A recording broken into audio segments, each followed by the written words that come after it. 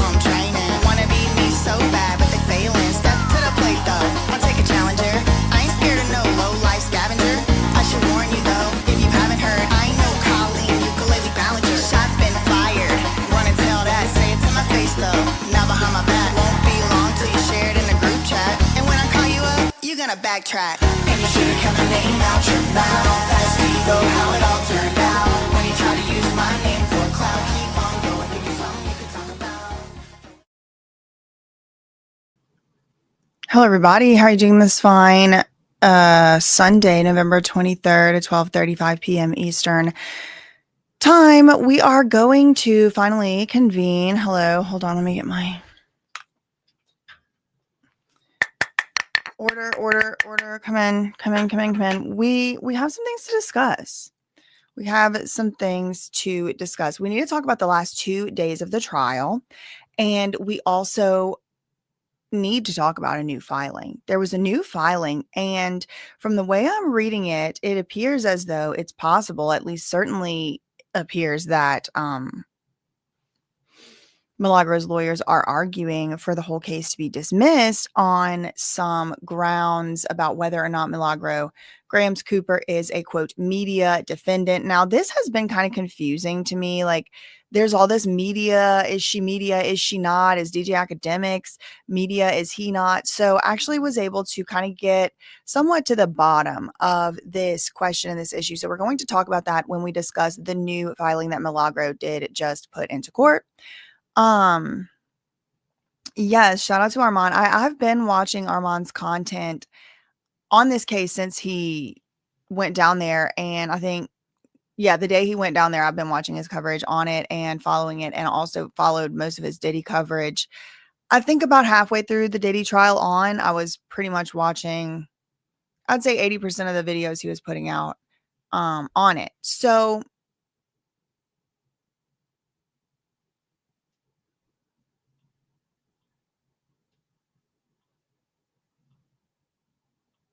hold on, I have to fix something in the back end. I don't have my subscriber only mode on, which is interesting because I feel like I remember turning it on.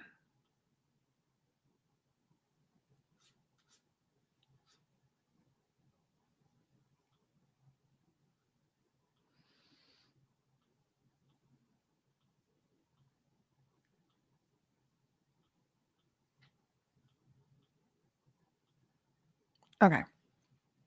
So I do not exactly remember where we left off in the coverage. The last video I made, the last live stream I made on like covering the day by day stuff. So yeah, and Christina's saying, well, we know Blake Lively doesn't think content creators are media, and it's a huge question that keeps coming up over and over. And also just and again, we're going to talk about this later. We're going to talk about this at the second half of the video, but just in general, for the purposes of one law or one statute or whatever, some particular entity or person may be media, but for purposes of another different statute or a different state, they may not. The same outlet, for example, like let's say it's me, my channel, or Milagro Cooper's channel, or DJ Academics' channel. So like, let's say like in some circumstance, they might be performing a media function in that one video. And so maybe elsewhere, the person is like saying something that's obviously their opinion or whatever, and they're not performing a media function. So it does get a bit nuanced, and zooming out just a little bit to remind you what Milagro is actually being sued for. And that is, first, in no particular order, but we'll just start here, defamation, which is the dissemination or publication of a false statement of fact to a third party or to an audience. And in particular, with the fact that she's talking about public figures, it would have to also include what's called actual malice. So distribution of a false statement of fact to a third party, or publication of a false statement of fact to a third party or to an audience, which Milagro knows or has very strong reason to know isn't true. Okay. So that's why I say facts ain't defamation. It has to be a false statement. That's why I say questions aren't defamation. That's not a statement. A question doesn't have the ability or propensity to be able to be true or false. A question cannot be true or false. A question is not true or false. In order for something to have the ability to be provable, true or false, it has to be provable, right? To be true or false, it has to be provable, true or false somehow. So a belief can't, I mean, you can do a lie detector test, but those don't hold up in court. Really, you don't have any way to know if somebody's, belief is true or false. But that also gives you some protection under the First Amendment, because you're saying, everybody in the chat right now, put a 1 in the chat if you know that a question can't be true or false. Only a statement. So sometimes content creators can be performing a media function, sometimes not. But regardless of the statutes which contemplate media functions, at the end of the day, a content creator is usually one individual, or sometimes there's a podcast, a few individual human beings, people sitting up here, and yep, they got plants, and yes, they have agent provocateurs, and yes, they have all that. However, what most reasonable viewers would believe is that a content creator such as Milagro Cooper, such as me, such as DJ Academics, although of course we all have different propensity, whatever, but just like these are content creators, a wide net. Most people would believe that we're saying our own opinions. There's certainly niche communities on the internet that would be like, no, we know that a lot of those people, and I don't think any of these three are being paid. Like, I truly don't believe that DJ Academics is being paid and not disclosing it, like he's said before, like he was. But you know what? I guess I don't even really watch him. So let me not even come to like a rush for his defense. But I personally, like, because I'm not a viewer of his content, regular viewer, I'll watch, if he interviews Kanye or something happens over there. The most recent time I think I went over there specifically to his content before all of this Milagro case was for him to be telling me to shut up during one of his live streams. Anyway, so maybe he is. I don't really know. He's not getting sued though at this point by Megan Thee Stallion. But whether or not someone's a media personality for purposes of the statute is irrelevant, is my point, to what the audience or the third party you're uttering the supposedly defamatory statement to would reasonably believe. And I think reasonably a third party would believe you're getting from a content creator, a viewer of a channel is going to believe that this content creator is saying their opinions and their speculations and beliefs based on the things they're showing us. Now, of course, sometimes there's people talking about, I got a private source, I can't tell you what my exclusive source is. These are all exceptions, but like generally YouTube and Instagram and stuff like that is considered under the federal defamation jurisprudence that I have been exposed to be more opinion based.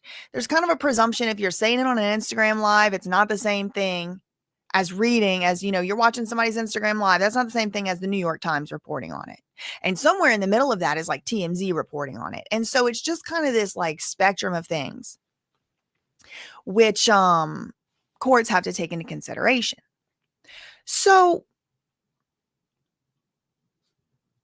I don't exactly remember, like I said, where I left off in the chronological order or whatever of the coverage. So what we're going to do, okay, so it started on Monday. Monday was day 1. Of course, Tuesday would be day 2, et cetera, et cetera. And so Friday was day 5. I know for sure I didn't cover day 5. And I don't know how much of day 4 I covered either. So we'll just start on, okay, so this is November 20th. That would have been 3 days ago. I think this is day 4, November 20th. So we'll start with Megan Cuniff's article because it's really the closest thing we have to being able to like read What I really liked in the Diddy coverage is like they would have news sources like in the New York Times and ABC and Fox News, this and that and whatever. They would have like news sources inside the courtroom and they would be like basically live tweeting updates like within an hour or so of what was going on in the courtroom. And so it kind of was like nice to be able to read all those different sources, even though I don't like fully take any of them that much particularly more seriously than the next. All of them end up, having, even if it's just like oopsie daisy, you just have to, it's really nice to be able to compare. Because it's like if one of them got it wrong, if one of them got a typo, if one of them's paid off, if one of them's a shill, whatever you want to do, they got hacked and somebody got in there. Whatever you want to say, there was like all these sources that you could kind of like in real time compare. Like certainly within a couple hours, you could compare all the different sources saying the different things. And it was really cool because sometimes we were able to, each individual person watching and me, myself, as I was doing the live, like form my own opinion based on all these sources. And so I learned that was valuable there. I always kind of knew that was valuable, but it reinforced that. And now I'm liking to do that here as well. I've been watching the videos of everyone who is known to me that I know of who's been at the trial. And I will say some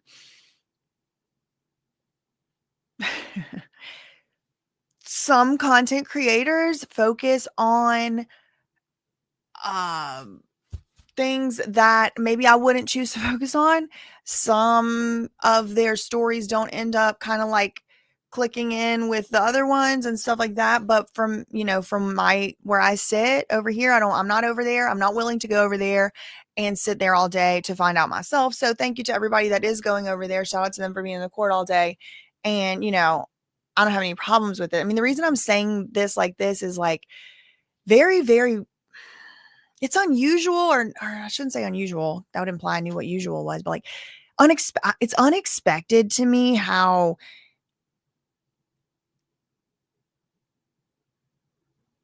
there's always some drama, somehow some drama or some attempted drama with like the social media personalities who go to and attend these trials. And as a content creator myself who covers some of the same topics or whatever, I sometimes feel pressured or pushed into like publicly like dissing or publicly taking a stand against someone or not reading someone's stuff that was in the courtroom because they have in the past done something or gotten into a beef with someone else and you can't like that person and that person at the same time. Like, and I'm like I'm a grown woman. Like this is like I'm a grown up and I certainly have no problem telling people don't tell me what to do. But like there's this weird kind of like, not trying to make anybody upset thing or people pleasing thing. I'm not trying to cause drama. I don't want to be in drama.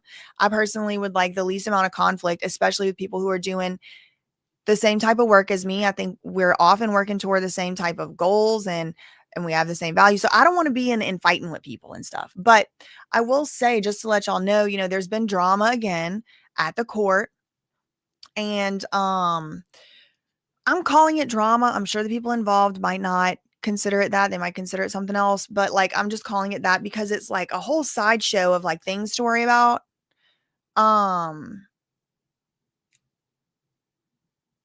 And be concerned with. So it's hard to like piece that apart whenever the person's live stream, like updating about the cross-examination also is just like intertwined with like the drama. And it's like, is it agent provocateurs? Is it, Rock Nation investigators that are purposely starting fights with people? Who knows, girl? I mean, who knows? But I'm just letting y'all know again, like I'm just doing my best to cover the case. It's interesting to me. I think it affects me personally in a lot of ways, or personal interest in it. It's definitely not the type of case that's getting the clicks and the views. I mean, I was live earlier talking about the David case, which I'm also very interested in. Had 1,500 people or so, maybe more, 1,600. There was like definitely over 1,000 people in the chat. And right now, I mean, we have 340. So it's not this this Milagro, Tory Lanez, Meg the Stallion, like cases thing is not getting, I'm not doing it for clicks and cloud and views because clearly it's not getting them. But that's not the purpose of covering this case for me. And I want to tell y'all what my purpose is, because there is some side drama going on with, is so-and-so a plant? Is so-and-so getting paid to cover stuff? I am not getting paid to cover any cases other than what y'all see donated in the chats. You know what I mean? Like, I have no deals with anybody to cover things. I have been approached time and again to cover things on this channel that y'all will never hear about because I didn't want to. So I'm not getting paid. I have not been paid to cover things. I don't even take I've never taken a sponsor on this channel. So it's just, and I don't do that to like prove a point. I just don't. I just don't. I feel something feels gross and icky to me about selling an online game to y'all. Or any subscription for anything. Now, if a company, a sponsor approaches me in the future and for some reason I feel differently about it, then y'all will hear about it. But until then, I haven't yet been approached with anything that I truly feel comfortable to, have a sponsored whatever on this channel. Okay. So, I get paid from ads. I get paid from super chats and memberships. Shout out to members in the chat. And all that. So the Life of Samad said, surprisingly, the commentators I anticipated to be biased have been remarkably neutral, and I am delighted. Yeah, I mean, I am biased, but I do try to be neutral. Also another reason this case like affects me personally is because like it's a defamation case against a YouTuber after all.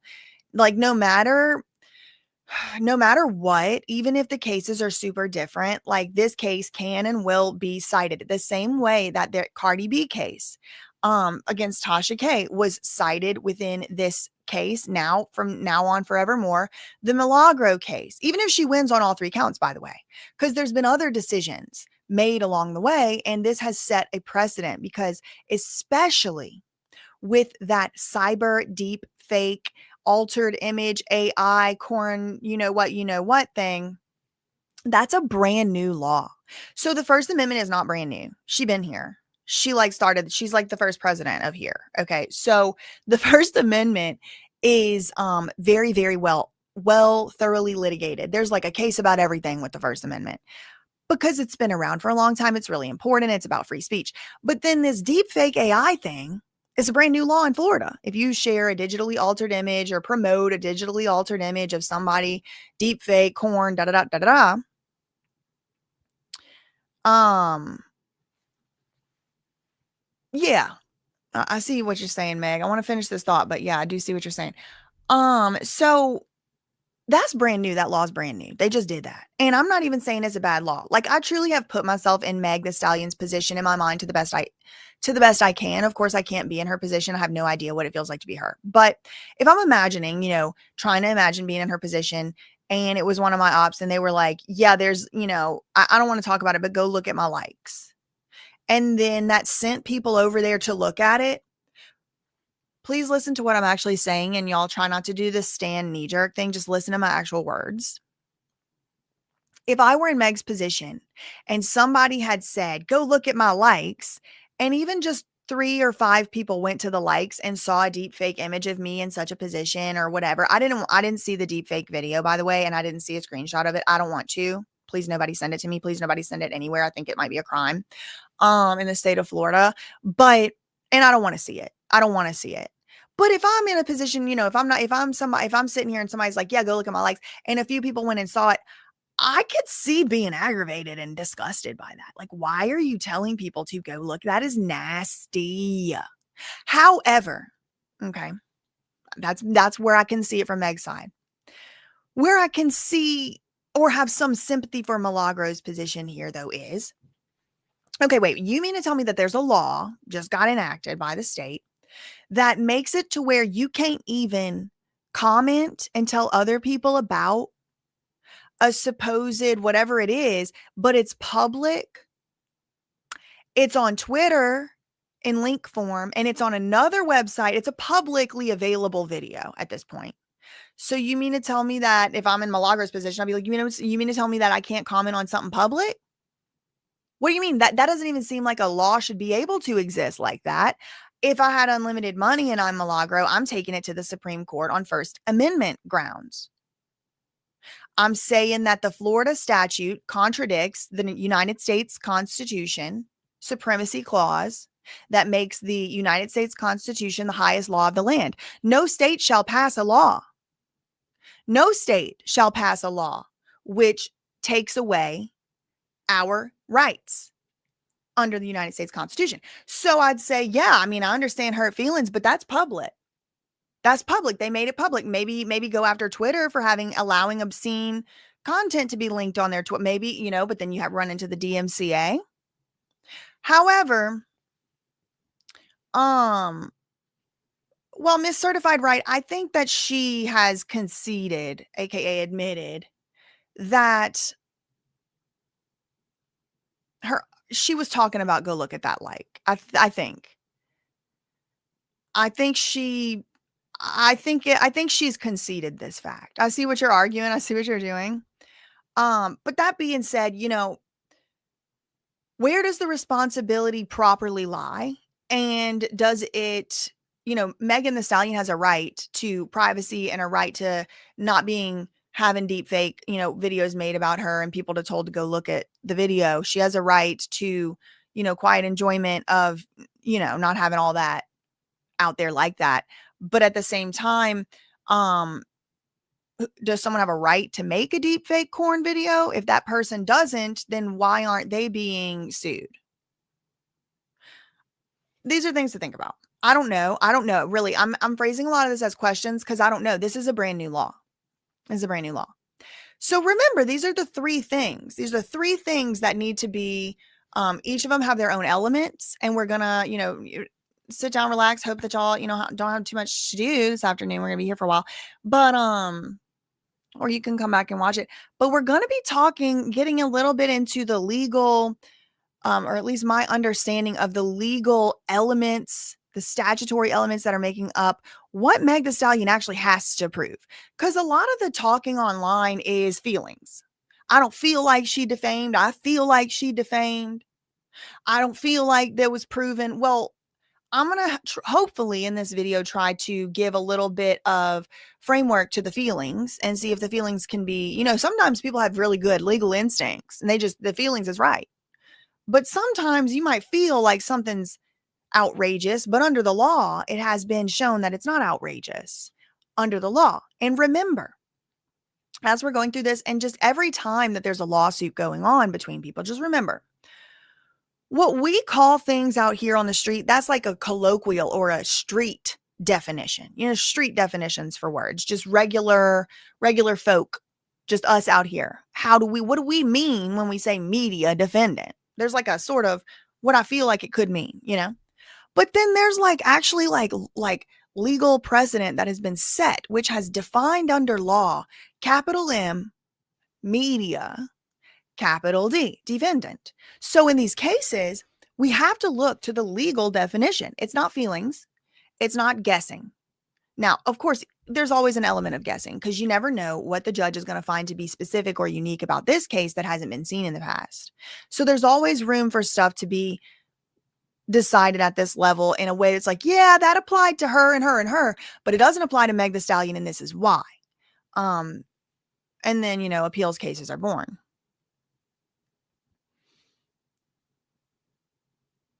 Okay, people are saying they don't know if she conceded it. Okay, so just as I said, I don't know if she did concede it or not. I also haven't seen the transcripts. I don't have a lot of play-by-play, word for word of what's been going on in this case. So I can't really answer specifically to these little specific, I don't know if the lawyer brought this stuff up, stuff like that, as far as go to my likes. She wasn't talking about that specific maybe they're going to argue that on the stand. Maybe that's one of the questions that Milagro's lawyer is going to ask her when he brings her back up on the stand, because now Milagro gets to come back up because this has all been Megan Thee Stallion's team making her case. Now Milagro gets to make her case. Now I don't even think Megan Thee Stallion's done, so they're still making their case. Okay. So let's start with the day 4 coverage from Megan Cuniff.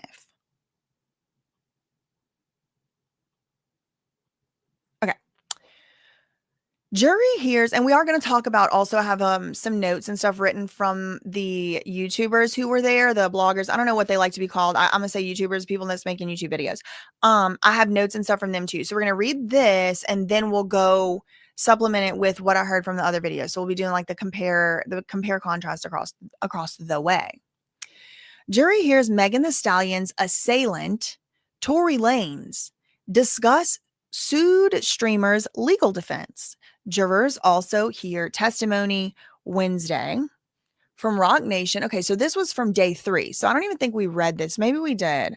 I'll skim through it. We'll see. Jurors also heard testimony Wednesday from a Rock Nation executive and from a renowned psychologist who said Meg's post-traumatic... Wait, didn't she write another one since here? Post-traumatic stress disorder. There's Meg Thee Stallion. They played the call with Caesar McDowell, who was from Unite the People. Why are you telling him about the press release? I don't remember.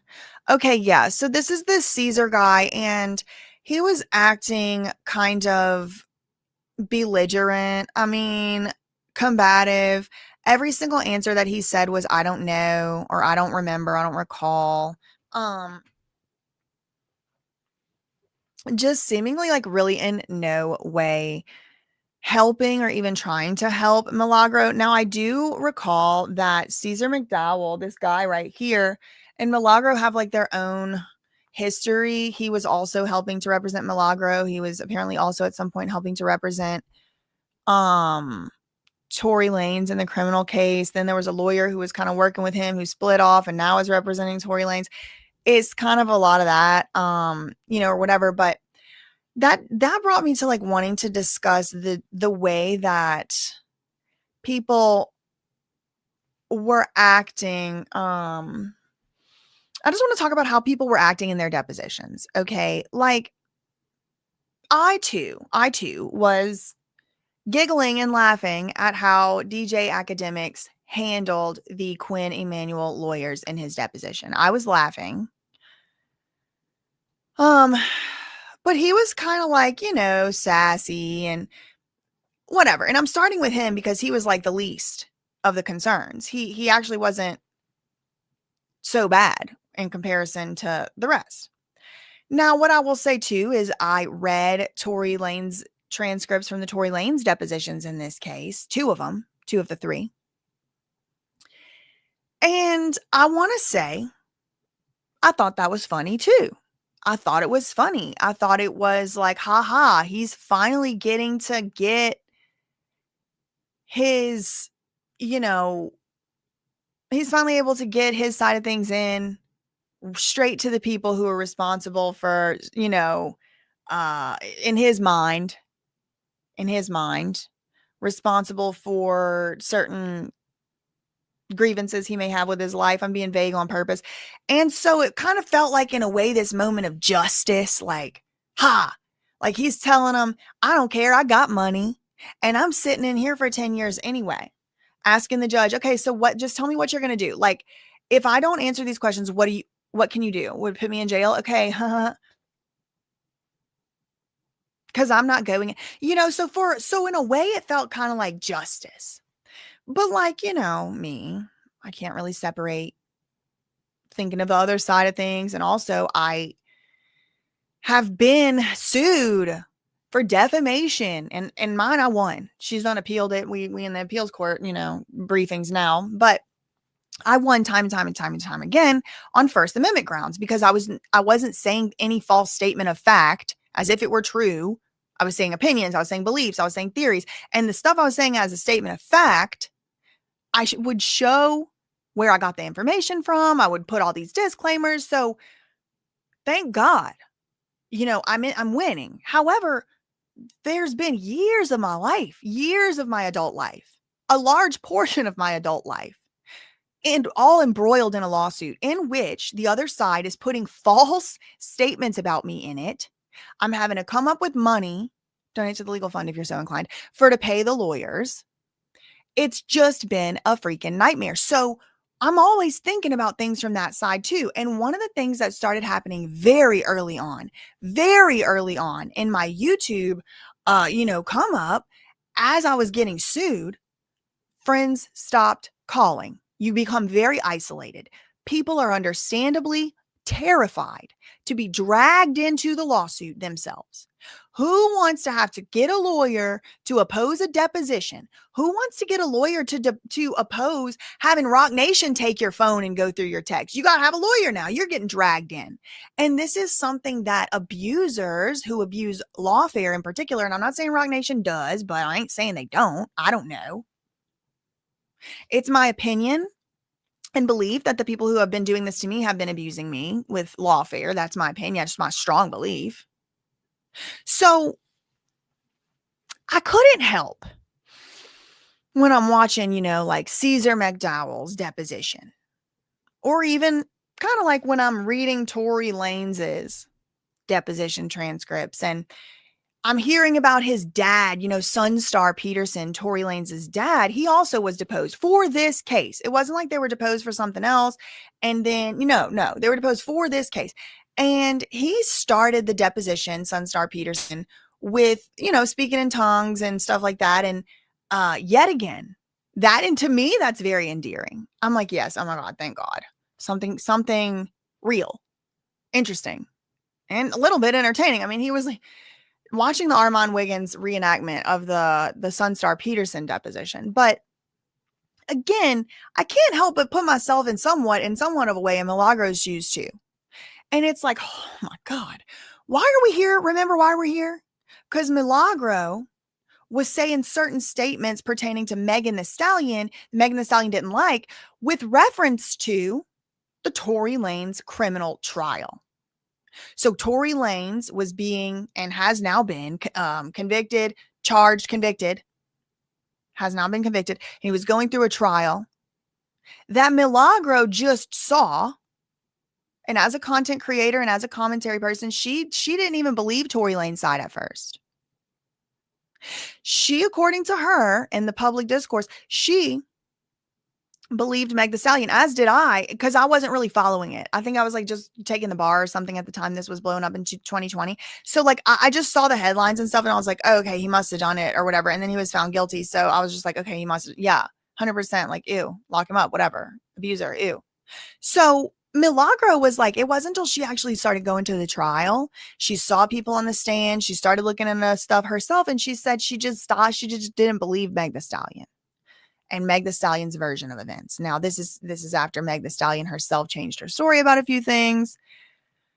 Did she have relations with Tory Lanez?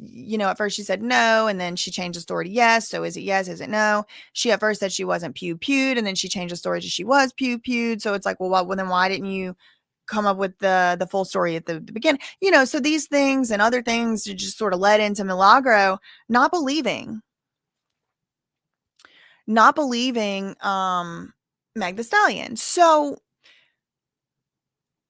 Milagro also said that it touched her, specifically because this was another, in her opinion, instance of a Black man being railroaded by the American legal system, or what is it called? The criminal justice system. And she was like, they're, focusing on the things that she found to be issues and the credibility issues, and what she would focus on. She would say, it's the DNA. She would focus on, she's like, there's no DNA. They said there was no DNA on the pew. They didn't take DNA, and they come to find out they did. What about the stepping on the glass, right? She would point to, well, Megan lied. And that's what she would say. And that was her opinion, Milagro's opinion. So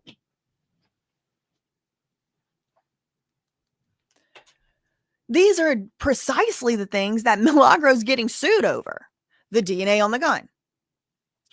Saying that Megan had a drinking problem, like things that call into question Meg's credibility in the Tory Lanez criminal trial is exactly what Milagro focused on, because that's exactly what made her form her opinion. Well, Meg Thee Stallion, sued her for it. So that's all to say, Milagro really put her behind on the line. She put her neck out for Tory Lanez, who, from what I understand, was pretty much a complete stranger. Like, She didn't know him at the time she started covering the case. And again, she would say she was not even like on his side and thought he was guilty or whatever. And while I totally understand why Tory Lanez would want to get his lick back and not cooperate with these freaking Quinn Emanuel, they've been in so much of his business. They've been in so much of his, in his mind, he probably thinks they ruined his life at the moment and stuff like that. So while I'm absolutely sympathetic to that, and I can never know fully, you know, what it feels like to be in his position, all I can do is imagine, which is what I'm doing now. I can imagine being in Milagro's position too, because I've put my neck on the line for people. And thankfully, I've never been in a position to kind of like, you know, watch them be subpoenaed in my case and then, you know, behave how Tory Lanez did, because it wasn't just the image of Tory Lanez. It wasn't just like, oh, that's not going to look good. No. It had a real serious legal consequence on Milagro. Actually, it hurt her. And that was from the adverse jury instruction. And it's really extra bad, which is no fault of Tory Lanez, to be clear, but it's extra bad because Milagro already had an adverse jury instruction. And so it's like this has been an uphill battle for her since the moment that these powerful lawyers took the case on.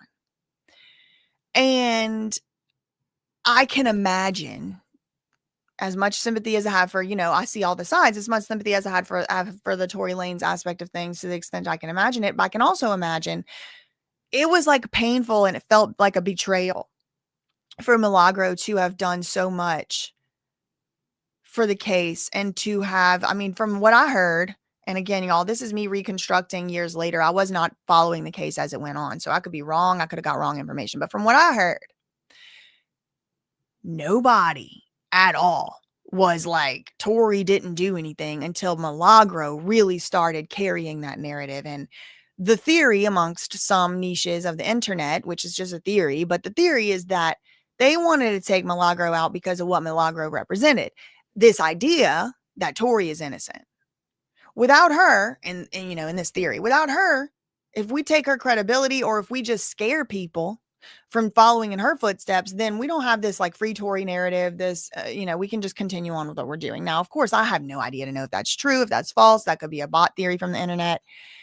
But, you know, these are just things that cross my mind. I just feel like, you know, this right here, like she doesn't need another uphill battle. There's already Caesar, you know, and it was testified to that Sunstar Peterson was like a father figure to Milagro and that she saw him as such. And I can't imagine the feeling of betrayal, your father figure, you know, maybe not fully putting every bit of his best foot forward in your trial deposition. And again, like I said, I started this all out by saying I do understand.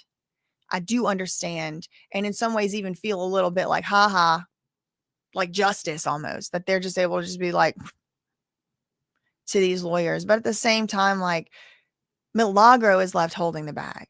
Milagro's life has been turned upside down just as much for putting her neck out on the line for something she didn't have to. But, you know, I'm biased there because I do that. You know, I've done that many times. So sometimes people that's dead, that's never going to be able to help me. But it's a step further that it's like, it actually did in a real legal way hurt her because she will have that adverse jury inference on the questions that Tory Lanez did not answer. And they were pretty easy questions to answer. How did you meet her? When did you first meet her? You know, so again, I don't know anything. I haven't been in that trial. I don't even have the transcripts. There might be all kind of stuff going on in the back end that I'm not privy to, but all I can do is comment on the publicly available information.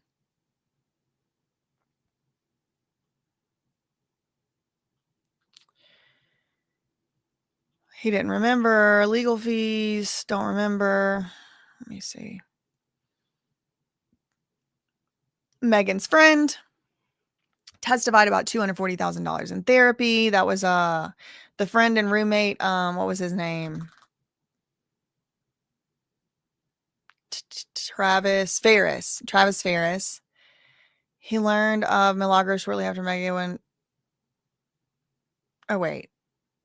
After McDowell's deposition, Megan's friend and roommate, Travis Ferris, testified in person about how social media vitriol has affected her.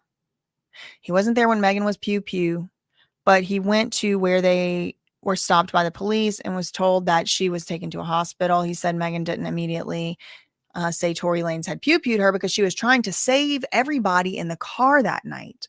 He went with Megan to Tampa Bay, Florida after the pew-pew to try to, quote, recover. He'd fish in the bay from the backyard and talk with Megan about trying to get past the stress that she was dealing with at the time. He said he learned of Milagro shortly after Meg was pew-pewed from people sending him her post. So Travis Ferris said he learned about it after the pew-pew. He learned about Milagro and people were sending her post to him. Jurors saw a recording from August 2022 that began with Milagro saying, Megan, you come from a line of alcoholics. Oh, Ferris said that she, must mean he, shared the recording with Meg. And she was sad, upset, didn't want to talk to Ferris about it, didn't want to do anything, just wanted to be in her room. Jurors then saw a text from Megan sent to Ferris on August 30th, 2022. Quote, nobody gives me grace and understanding. I've been pew-pewed, but somehow everyone else is a victim, and I'm under consistent attack and ridicule. She mentions people on the internet and people in her real life. Okay, so remember, she had said she has all these damages and all this pain and all this trauma specifically and only because of Milagro. Not because of anything else, not because of anybody else. Nope, not Nicki Minaj, not Bigfoot. No, just Milagro and her 40,000 followers. That's the reason. Well, look, here's a text message right here. Boom. She said people on the internet and people in her real life, but she just testified the other day. She don't know Milagro. She had written, and this is 3 years ago, August 2022, I feel like I'm always under attack. And then Ferris said, look what the Bible says about people who hate for no reason, and sent her Psalm 69:4. Megan asked Ferris in another text, do you think I should do the shows? Well, this to me shows that she did have the choice to do them or not. She said Milagro was the reason she didn't do her shows. Ferris said no. If it's not going to make you feel better. Okay, so now she's only doing things that make her feel better.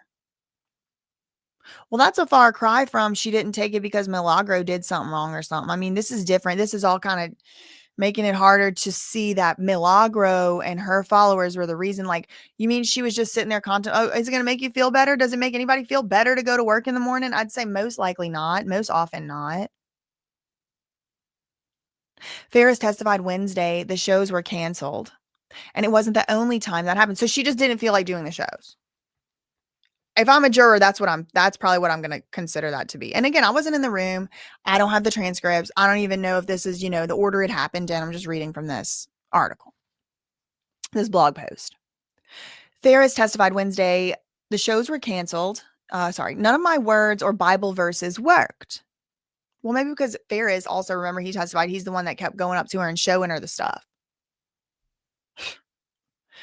Jurors also saw a recording of Milagro discussing jury selection in the Tory Lanez trial, including an older Black woman that looked like her was falling asleep. And I'm not going to say that, but y'all can read it.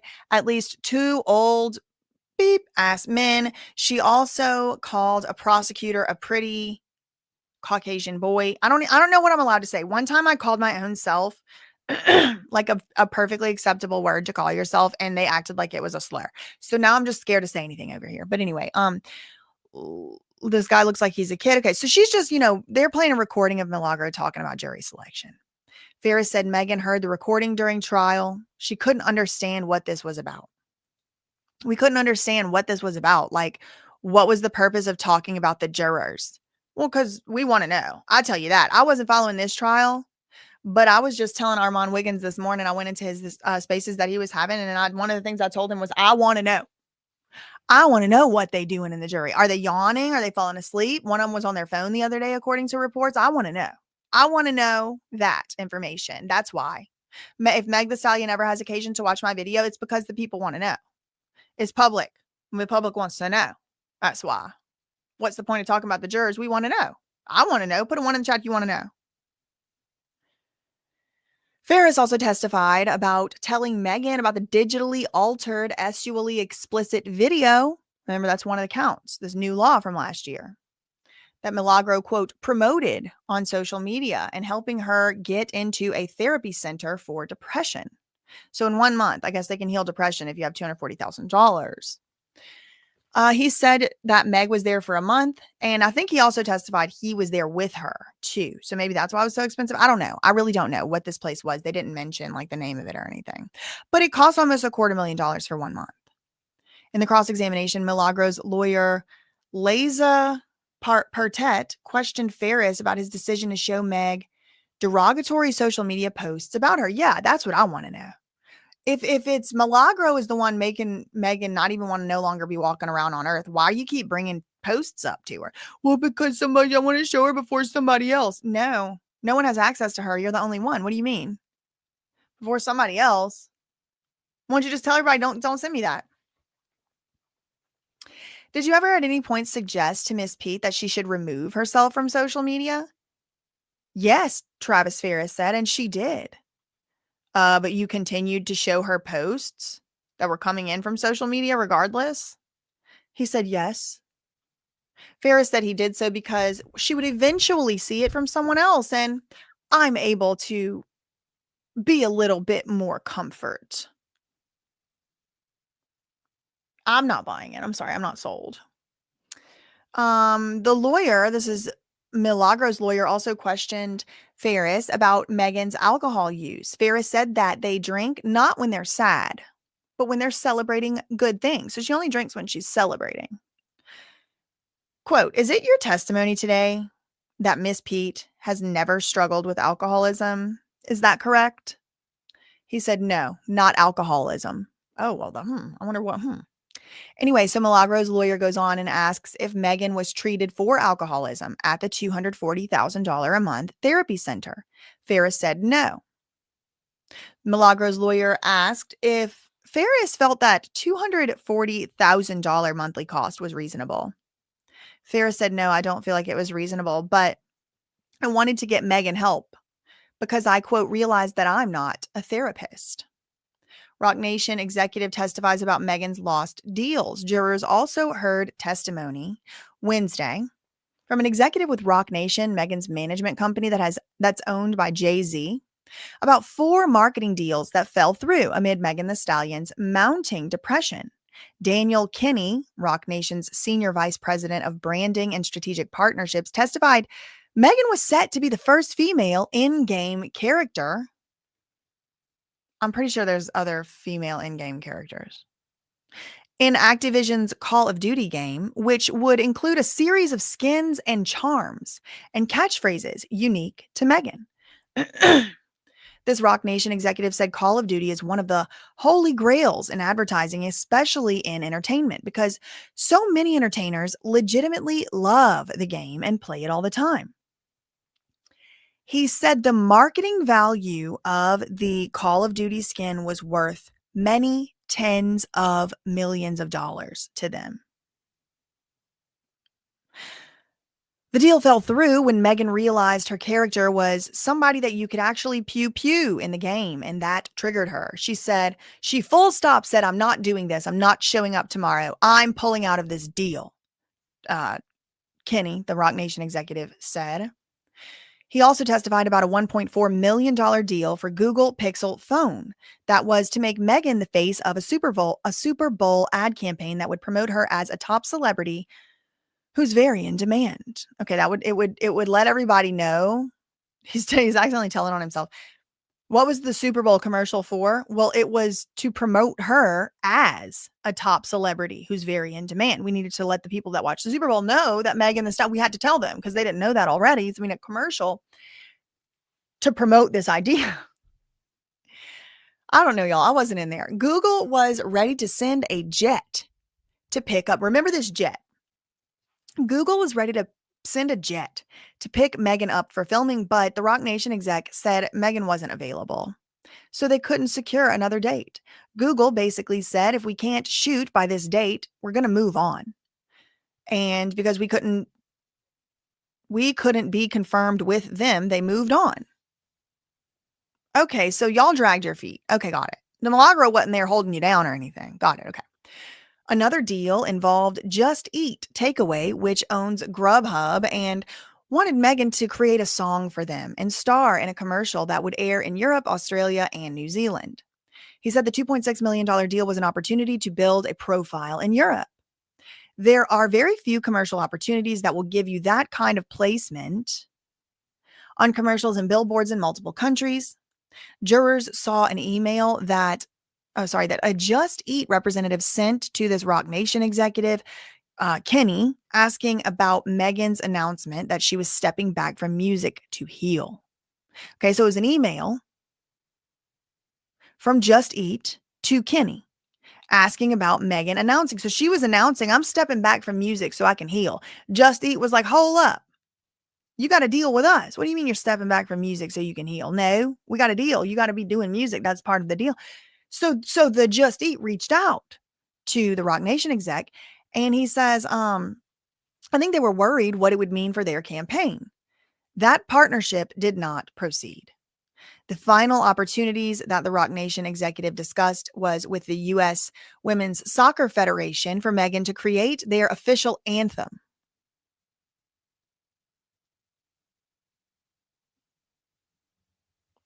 The deal was for just $60,000 because the Soccer Federation is a nonprofit organization, but the exposure is global.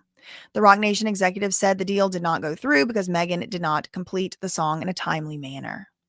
So did Milagro come and show up and tell her not to do that? No, it was Travis Ferris showing Megan Thee Stallion these social media postings. If anything, I fail to see how Milagro caused this truly so far. Quote, I was being told she was not in a good headspace, the Rock Nation executive said. Renowned psychologist testifies. So now we're going to move on to this lady's testimony. The final witness on Thursday. So it was Thursday. Oh, so Megan Cuniff did both days together. Okay, good.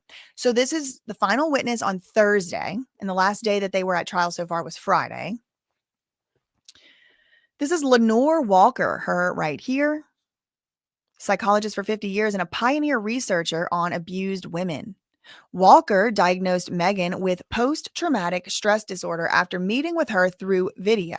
Okay, so it was a Zoom meeting. She diagnosed her via Zoom, which is possible, I guess. I don't know. I'm not a doctor, please. I don't know. I'm just telling you what it says. Through video. So maybe not Zoom. It might have been another platform. And reviewed a testimony from Tory Lane's trial, as well as hospital and therapy records. She, meaning the expert witness, this Lenore Walker, watched her documentary, Meg's documentary, and looked at a number of music videos to try to understand Megan's work and how this impacted her work. She also reviewed social media posts and recordings of Milagro. Walker testified on Wednesday. So the what's it called? Expert who actually diagnosed. She's like one of those, like, remember that lady that came, that Dr. Dawn Hughes, who came in the Diddy trial, and she also was in the Johnny Depp trial, and in the Johnny Depp trial with Amber Heard, she had diagnosed Amber Heard with something. So this is like one of those types of people or whatever. So this one right here, she actually diagnosed Meg Thee Stallion with PTSD. It was one trigger on top of another trigger. Oh, wait, hold on. She testified that one of the serious triggers for Megan is her belief that Tory Lanez was continuing to be angry and wanted to hurt her. She was okay, her belief, right? Look at this part right here. This is going to become important. The lady testified that one of the serious triggers for Megan Thee Stallion is her belief. Her belief is going to become important. That Tory Lanez was continuing to be angry, wanting to hurt her, and was using Milagro to do that. It was one trigger on top of another trigger that was quite frightening to her. Okay, so Megan Thee Stallion believed that Tory Lanez was using Milagro Cooper as a mouthpiece.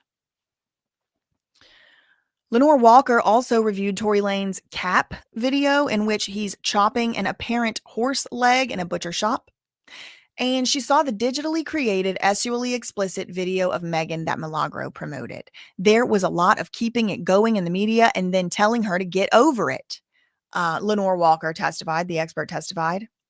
She goes on, quote, Miss Pete said, okay, so just going off what Miss Pete said. So this isn't going off of any external evidence outside of just what Miss Pete said and believed. She would have loved to have gotten over it.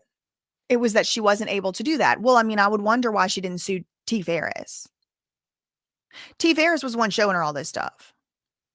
She said Megan's PT and Milagro apparently blocked Megan, the Stallion. So she would have had to be getting on some other person's stuff to see it. If that's true. If Milagro really did block her. I don't know. I didn't go check. She said Megan's PTSD, so this is the expert, said the PTSD originated from being pew-pewed and has merged with her trauma over cyberbullying. Importantly, Megan Thee Stallion did not sue for harassment or cyberbullying. That is not one of the statutes. The harassment statute, she did not sue for harassment. Now, I just want to put it out here right here. It's November 23rd, 2025, 1:30 p.m. Eastern time. I do want to say, I believe at the end of this case, Megan Thee Stallion, regardless who wins, who loses, is going to file for a restraining order in perhaps Florida. She's going to, because why do I think that's this? First of all, she already did it in the Tory Lanez case. That was a criminal case. But what did Megan Thee Stallion do after the criminal case with Tory Lanez? She went and got a restraining order. Okay, first of all. Second of all, this has happened to me before. I got served the defamation. I went through a whole year of fighting this defamation case, and mine got dismissed.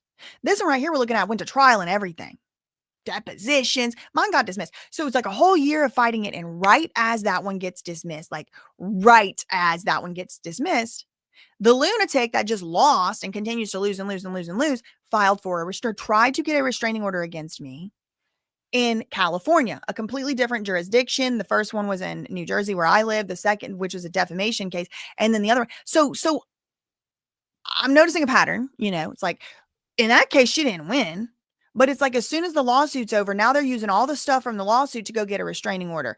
And in the restraining order that was temporarily against me until we actually got to go to court and I won, the heinous, I don't blame the judge for granting the restraining order because of the heinous lies that were in the restraining. She was saying I was cyberbullying, all the same kind of stuff was going on. None of it was true. It was false. It was completely false. And also I won because it was my right to say those things. But I was able to argue in court, and this lasted over a year as well. Then she tried to get another one when the other one got dismissed. She just kept trying to get them. Her sister tried to get one, got dismissed. Her buddy, Brian Kuchar, tried to get one, got dismissed. All the applications for these restraining orders are full of lies. So I was able to say no, and I also keep winning these cases, and I kept being able to show I keep winning. So I kept winning more and more and more. But if you lose on any of these counts, defamation, definitely disseminating a picture of a whatever that new law, and then intentional infliction of emotional distress, which I think Milagro is going to win on that. I think Milagro is going to win on intentional infliction of emotional distress. We can get into why I think that later.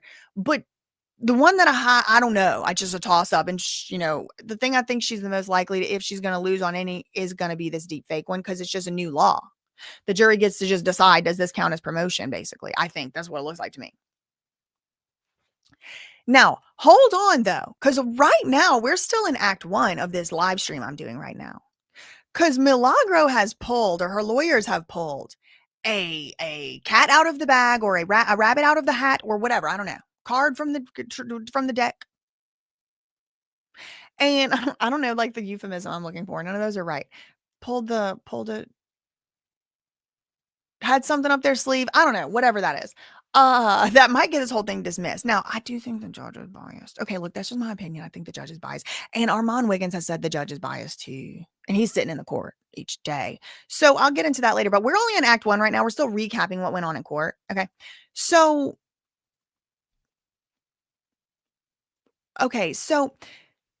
Jay Shishri said, I just don't understand her end game. Milagro no longer speaks on her show. This won't change her bad public reputation. Well, here's the thing. Jay Sishery, that's kind of what I'm talking about. It's like that girl that tried to get the restraining order against me, which I won that case, and now she owes me money for sanctions. She got sanctioned over that $10,000. She also owes me about 80 something thousand, or to my lawyers for anti-slap for trying to impede upon my free speech. But she was able to basically lie, in my opinion. She told false statements to the court to get this temporary restraining order that did make the judge order that I can't speak until we get to, trial, whatever, not trial, but like the next hearing. So I was gagged. And in a similar way, Milagro is gagged. There's a gag order in this case. Milagro is not allowed to speak about the case. So after the case is over, Milagro, the jurisdiction of this court is going to cease to exist for this gag order. No gag order can exist if this court has relinquished jurisdiction of the case by having a jury verdict. And so maybe this judge can order Milagro to not speak disparagingly about Milagro in the future, but usually that's not how it works. Usually that would be considered a prior restraint on speech, which is unconstitutional.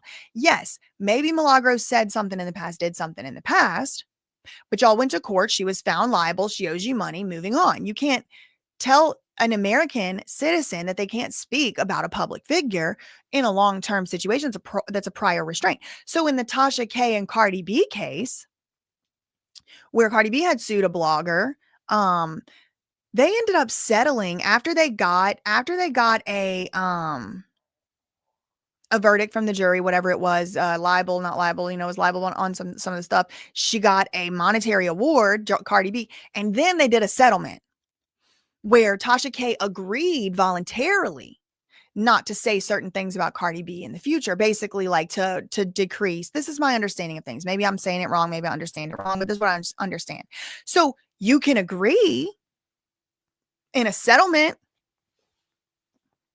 to not talk about somebody, but it's very difficult to get a court of law to say you cannot speak about this public figure ever again on your platform.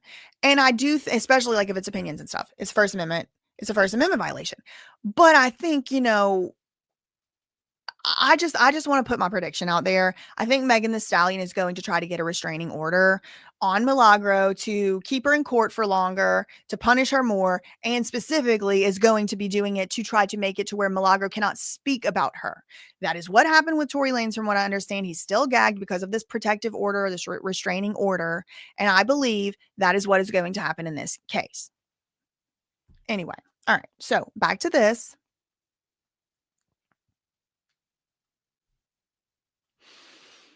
Just recently, she told me it's still very hard for her to create, even though she does still go out and perform. Well, I could also imagine that there's other reasons. And if I'm Milagro's lawyer, I'm probably going to be like, wait, can we talk about other reasons why she might not be able to go out and perform? Like maybe her whole bit is titties out, butt out, shake, shake, shake, twerk, twerk, twerk, baddie, bougie, baddie. And maybe she's sick and tired of playing that character. Maybe put her some clothes on and let her create something else. I mean, she's been busting it wide open on stage, and look, she's beautiful. She's a good looking lady. I will definitely not be out here disparaging her looks. And maybe if I had it like that, I might be flaunting it like that too. But I can imagine as an adult, as a grown adult woman, like at some point you're kind of like, can I like allow like the public to see some other side of me besides, she was crying about that on the stand in the criminal trial, apparently. So, it is apparently something she contemplates. Like everybody just sees me as this one thing, this like sexualized, hypersexualized caricature. It's true. They do see her like that. But like whenever you're wearing the Party City SpongeBob SquarePants suit at the presidential campaign rally, it does kind of start to paint a certain picture. And I'm not saying she shouldn't be allowed to express that side of herself. She absolutely is, and she has the right to do it. And if that makes her feel good and empowered, I could be wrong. But I bet she just doesn't want to create any more WAPified BS. I mean, WAP was 5 years ago. It's tired. Aren't we all a little tired of the WAPified, everything out? Like, aren't we all kind of moving forward? Like, isn't just a natural movement forward? Maybe that's why she can't create. I don't know. Like, there's other reasons. Like, if I'm her lawyer, I'm out there saying, like, are there other reasons? People are saying that's her fault. Sure. I mean, it's anybody's fault that signs a contract. This is part of the 360 deal. It's how it works from what I understand. Okay, so Milagro's lawyer um cross-examined Walker. Cross-examined. Um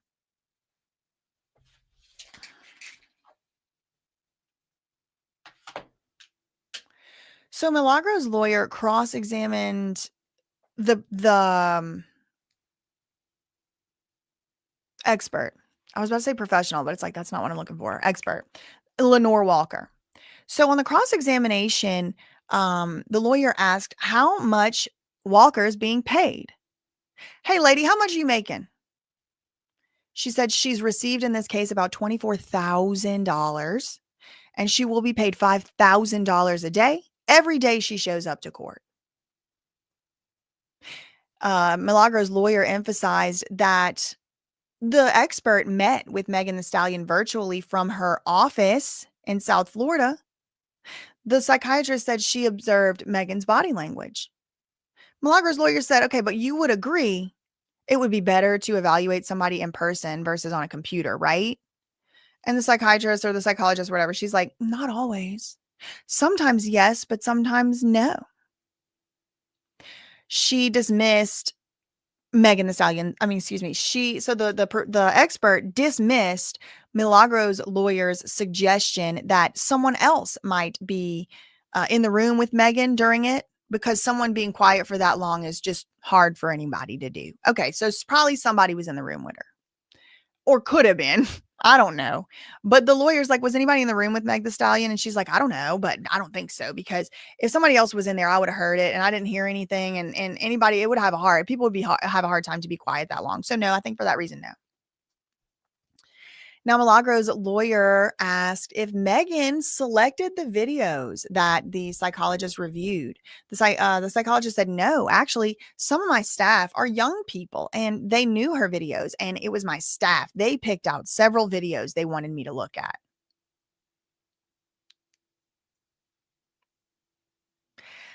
For some reason, that's not like ringing as like something that's possible, but okay, fine. Fine. That's what she said.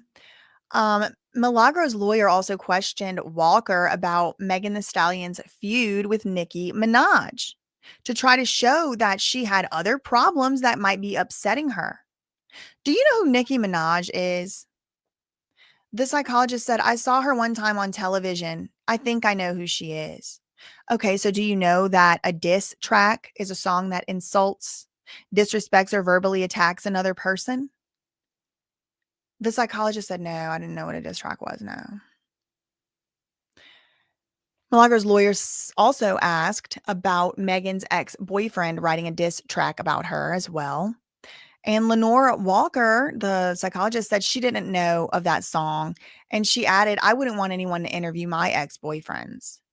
Okay, so basically, the point of that was I feel like Milagro's lawyers were trying to point out that Megan Thee Stallion had lots of things going on and lots of reasons that could have been making her feel depressed and stressed out. Yeah, maybe Milagro, but maybe other stuff too. And Milagro's taking all the heat for all of it. And come to find out, maybe it was like other stuff going on, like a diss track by Nicki freaking Minaj. Okay. Thursday's testimony says Megan began testifying Thursday afternoon. Jurors also heard testimony from Milagro's former live stream moderator, Emil Holland Briggs, who began sobbing on the witness stand as he testified about his decision to quit amid mounting disagreement online and online vitriol over Milagro's approach. I'll have more in my next article. Well, the issue with that is there was no next article. Um, as you can see, that was the most recent one. There was no more next article. So she didn't put one out for Friday. So, oh, interesting. They're saying that she testified for OJ.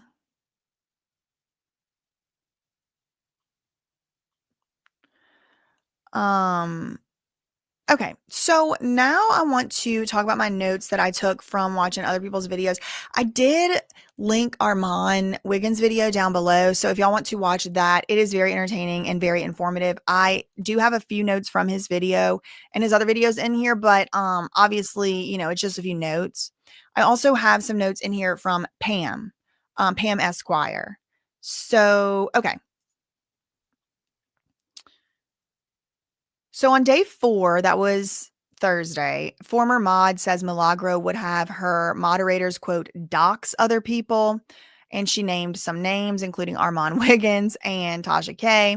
Milagro had someone reach out to Armand Wiggins, but then maybe they deleted the message or something like that. So that's the only thing I do have on the day 4. Now, I do have a bunch of notes for day 5. Okay, so I'm just gonna go in this order that the notes are in. I don't, they're not like any particular order, but like generally they go from chronologically earliest to latest. Megan's cross-examination was not as good on the second day as it was on the first day. So Thursday was the first day that Megan Thee Stallion took the stand, and she was, from all accounts, she did a great job. She was bubbly, she was upbeat, she was optimistic, she was a little bit, there was a little banter, but it was like kind of charming. And she came across as somebody, and she also remembers she cried a lot that day.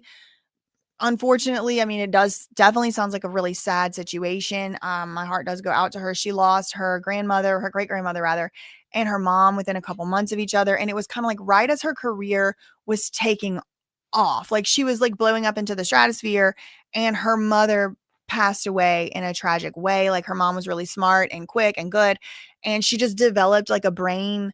I don't want to misspeak, but some type of, situation with her brain. And it was like, she had like brain dead. She was brain dead. And Megan Thee Stallion had to make the decision to pull the plug. But like some of her last words before leaving this earth were like, stick with T Ferris, like make sure you stick with him and you guys take care of each other or whatever. So very sad. She talked about, getting bullied for being, statuesque, as it were, and kind of reclaiming that by using the name Stallion. So she came across the first day as very endearing, very good, upbeat, like a good day for her on that direct examination. Whenever her own lawyer, her own lawyers were asking her questions.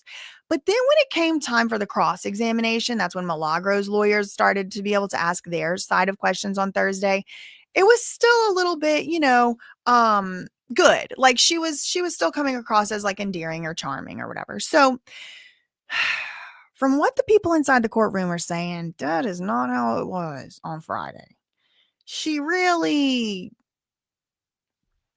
let the mask slip or didn't, whatever, like it wasn't coming across good, is from what they reporting. So she came in apparently with her hair in a French roll, and she had ink pens in her hair, like stuck in there. And I'm like, you know what? Since I'm doing fashion review, that's fine. I like that. That's okay. I get it. That's fine. You could, I would do that.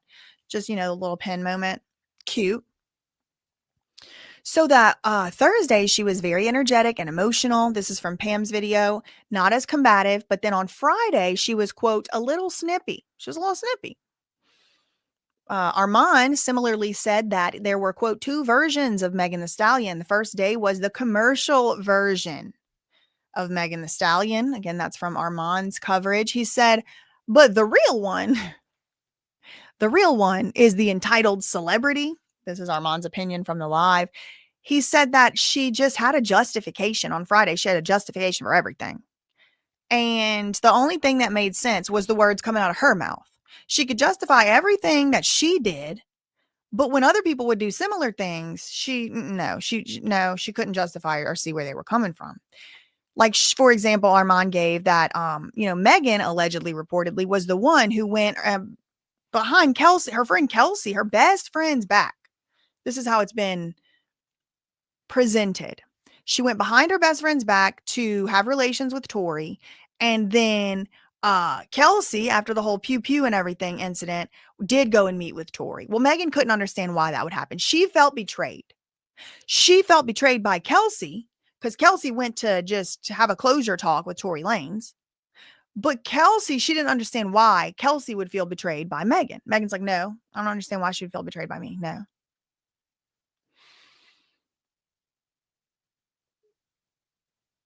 So yeah, from like put another way, she is the one who effed over Kelsey.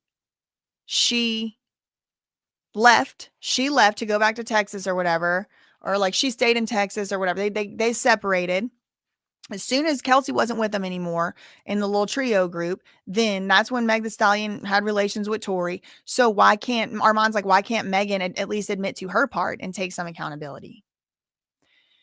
He said today on Friday, he said that Meg came across aloof, entitled. She would just forget the answers to things, forget answers to things.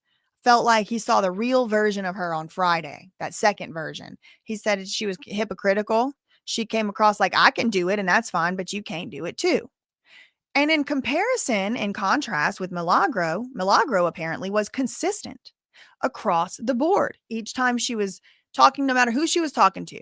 Whereas Megan, it was like, yeah, when it was her lawyers, she was doing great and fine. But when it was Milagro's lawyers, that's when she started acting snippy, entitled, talking back to the lawyer, asking him questions, which obviously he's the one that asks the questions. And Milagro also came across as less combative than Megan. That's from Pam. So then there's also this other background issue of, in the meantime of all this stuff going on, whenever Megan was kind of switching to Rock Nation, she actually had already had a previous kind of like deal of some sort with a previous record label, Jay Prince and somebody Crawford. So that kind of comes up. So just to let y'all know, like she was with them and then she went with Rock Nation apparently. And there was some tension with trying to get out of that deal.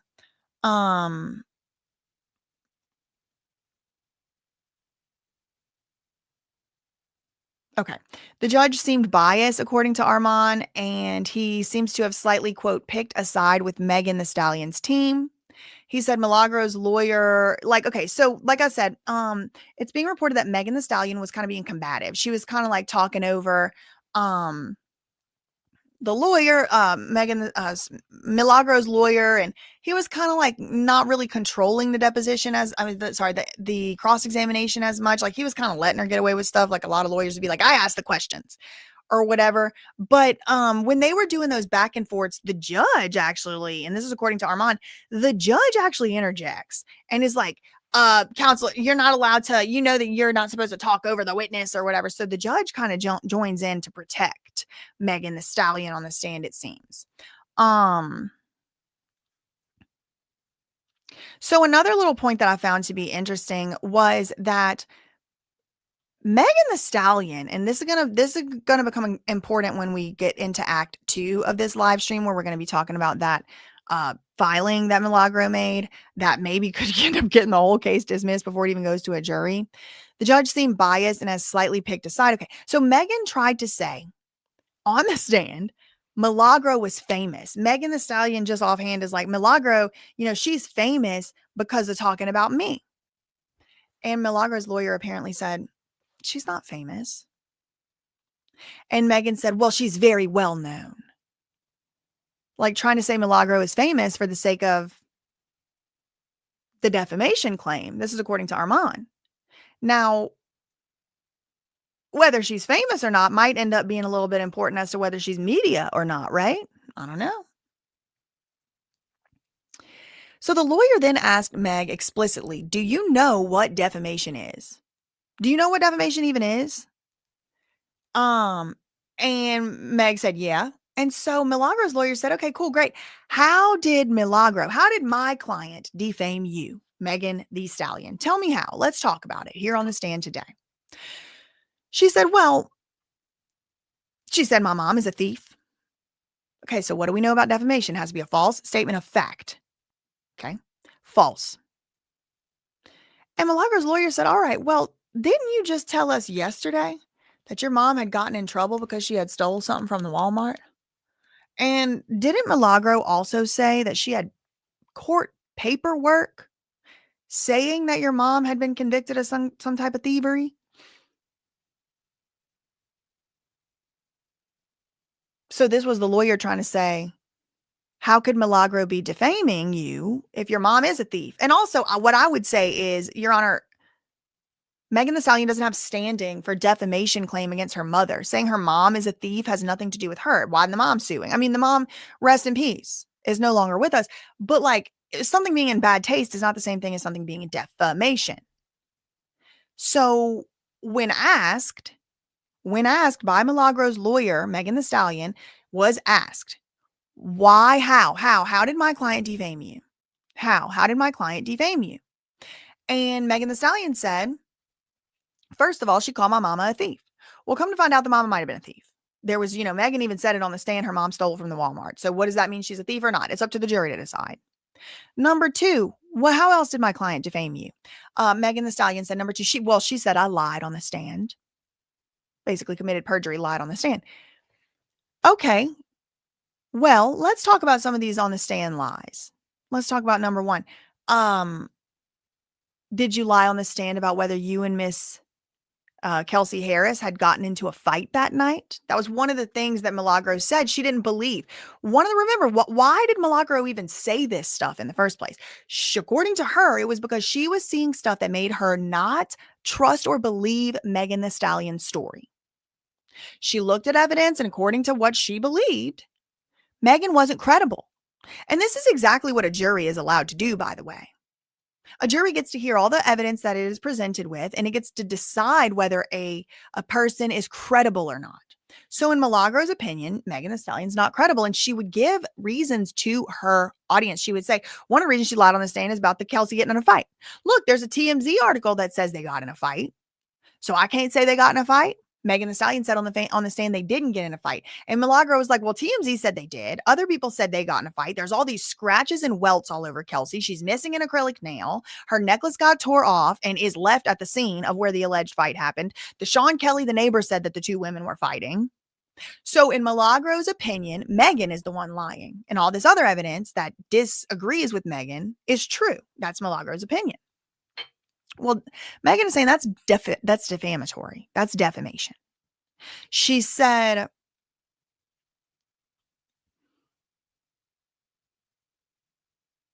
so that's when Milagro's lawyer tried to pull up the TMZ article that came out years before Milagro made her claim about the lying on the stand and the Kelsey and all that. But the judge would not let the TMZ article be used in court. That was another reason why I think Armand said the judge might be a little biased. Okay, so another thing that apparently, allegedly, Milagro said Megan Thee Stallion lied on the stand about is the nerve damage. You remember that I have nerve damage in my foot? Well, according to the doctor who examined her feet for nerve damage, in this report, there was no nerve, quote, involvement. So Milagro read that and heard the doctor testify that there was no nerve involvement. So that's two, right? There's the report from the doctor on the scene, and then there's the doctor testifying in court. I don't know if the same doctor or different, but it's two different pieces of evidence for court, right? There's the report, the medical evidence, and then there's the testimony of the doctor. So these are two different things. And Milagro said, okay, so the doctor in court said no nerve damage, and the doctor on the report said no nerve involvement. So Milagro said, then Megan Thee Stallion's lying. She said she has nerve damage in her foot. That's not true. There's no medical evidence of that. There's no medical record of her having nerve damage. The doctor said she doesn't.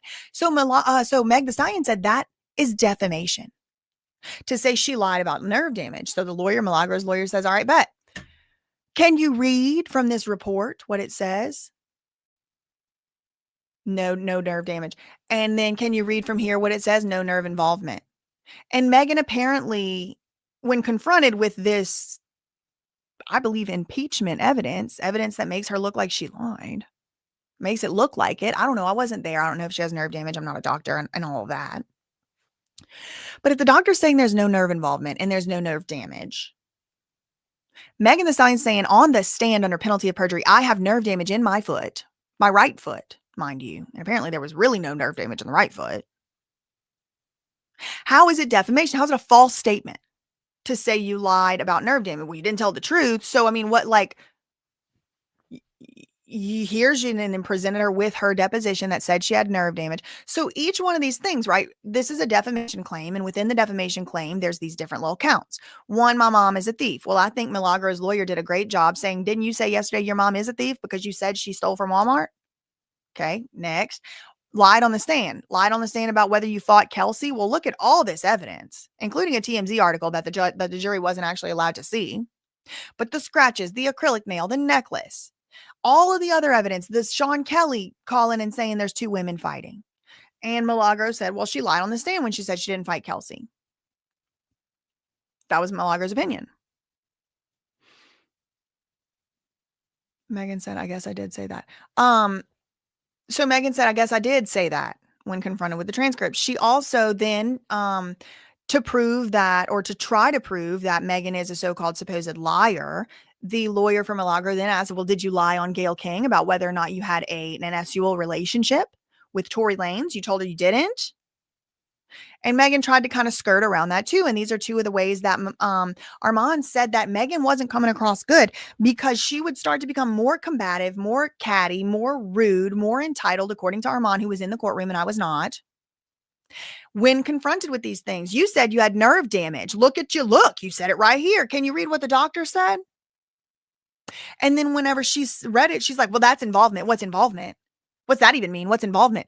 Okay, well, you're making yourself look bad, for one, and petty. But on top of all of that, you're kind of proving the point that you don't even know what nerve involvement is. So how are you going to say that Milagro made a false statement of fact when you are admitting not to even knowing what nerve involvement is? Maybe nerve involvement means nerve damage.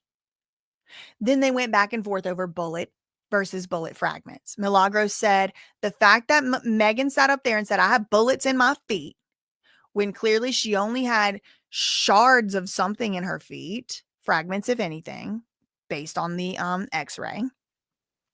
Then Megan lied when she said she had a whole bullet in her leg or whatever, right? There was some going back and forth on that. Did you lie on Gayle King? She said she was combative and evasive. Then they talked about the drinking problem a little bit. And at some point, according to Armand, the lawyer got Megan to admit that she really did the same thing that Milagro did to her. It was in the context of talking about the mouthpiece, right? One of the things that Milagro is getting sued for is that third claim, which is the intentional infliction of emotional distress. And that requires heinous and outrageous behaviors, like really severe stuff. And that's why I don't think she's going to win on that. I don't think Megan the Stallion is going to win. I think Milagro is going to win on that. I don't know. Juries can decide anything. Who knows? We'll have to see. But that is where Tory Lanez using Milagro as a mouthpiece comes into play. So if it were the case, right, like this is Megan the Stallion's argument, just so y'all can understand the context. She's saying, and her lawyers are saying, she is a victim of a crime, a pew-pew crime. Her assailant is spending 10 years in prison right now. He appealed and the thing has been affirmed. He's fitting to be in prison, okay? And there is a restraining order against him. He cannot talk about her. There is a gag order. He cannot contact her. She is a victim of a crime, right? This is their argument. And also that is true. There is a gag order, there is a protective order, and she is a statutory victim of a crime. He was found to be guilty. Whether it was fair or not is working its way through the courts. But as of right now, where we stand right now, November 23rd, 2025 at 2:02 p.m., that is the case. So it's heinous and outrageous. This is Megan the Stallion's lawyer's argument. It's heinous and outrageous that Tory, to get to Megan, to harass her even more, is using Milagro. Now, interestingly, Tory didn't get sued. She ain't suing Tory, just Milagro.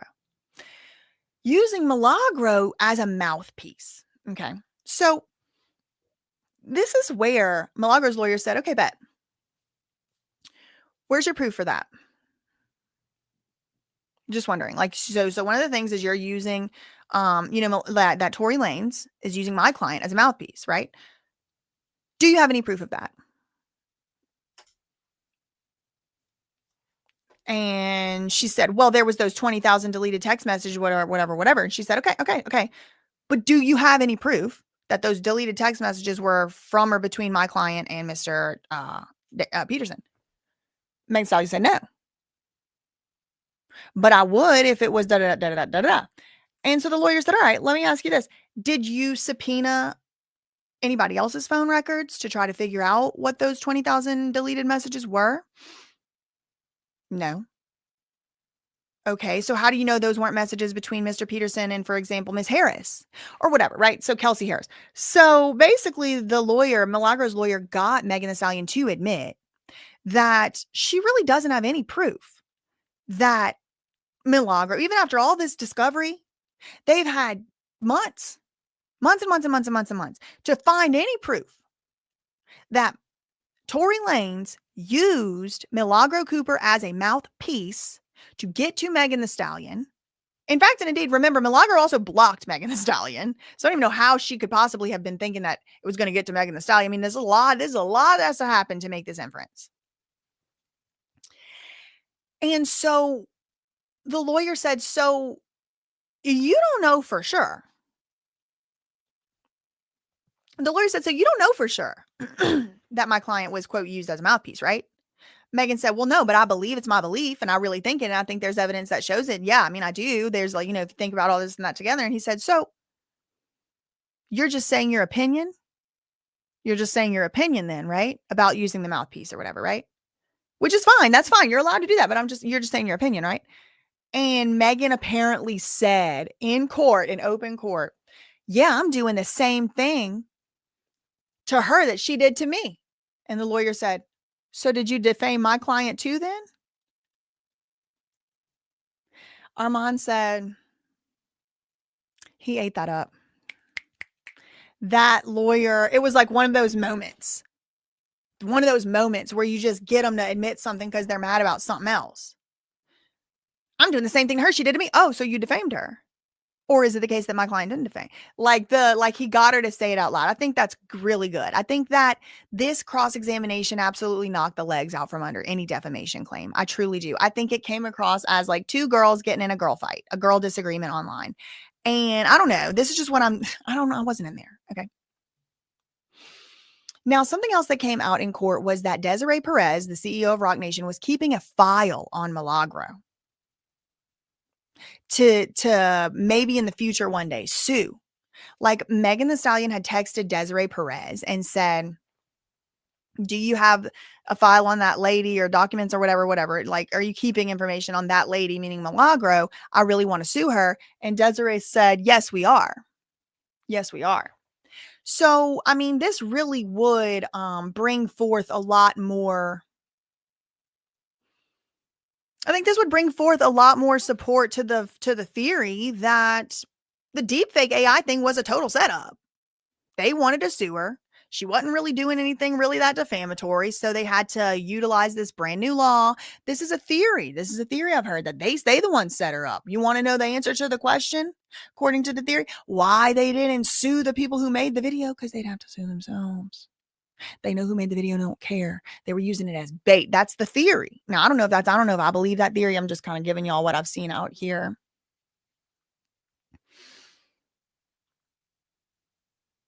Now, then another thing that Megan Thee Stallion is going to have to prove is damages to some extent. She may be able to not get, presumed special damages, this, that, and the other, but there's all kinds of, there's compensatory damages. There's, punitive damages, there's harm in and of itself without proving any monetary amount. You have to prove you were harmed.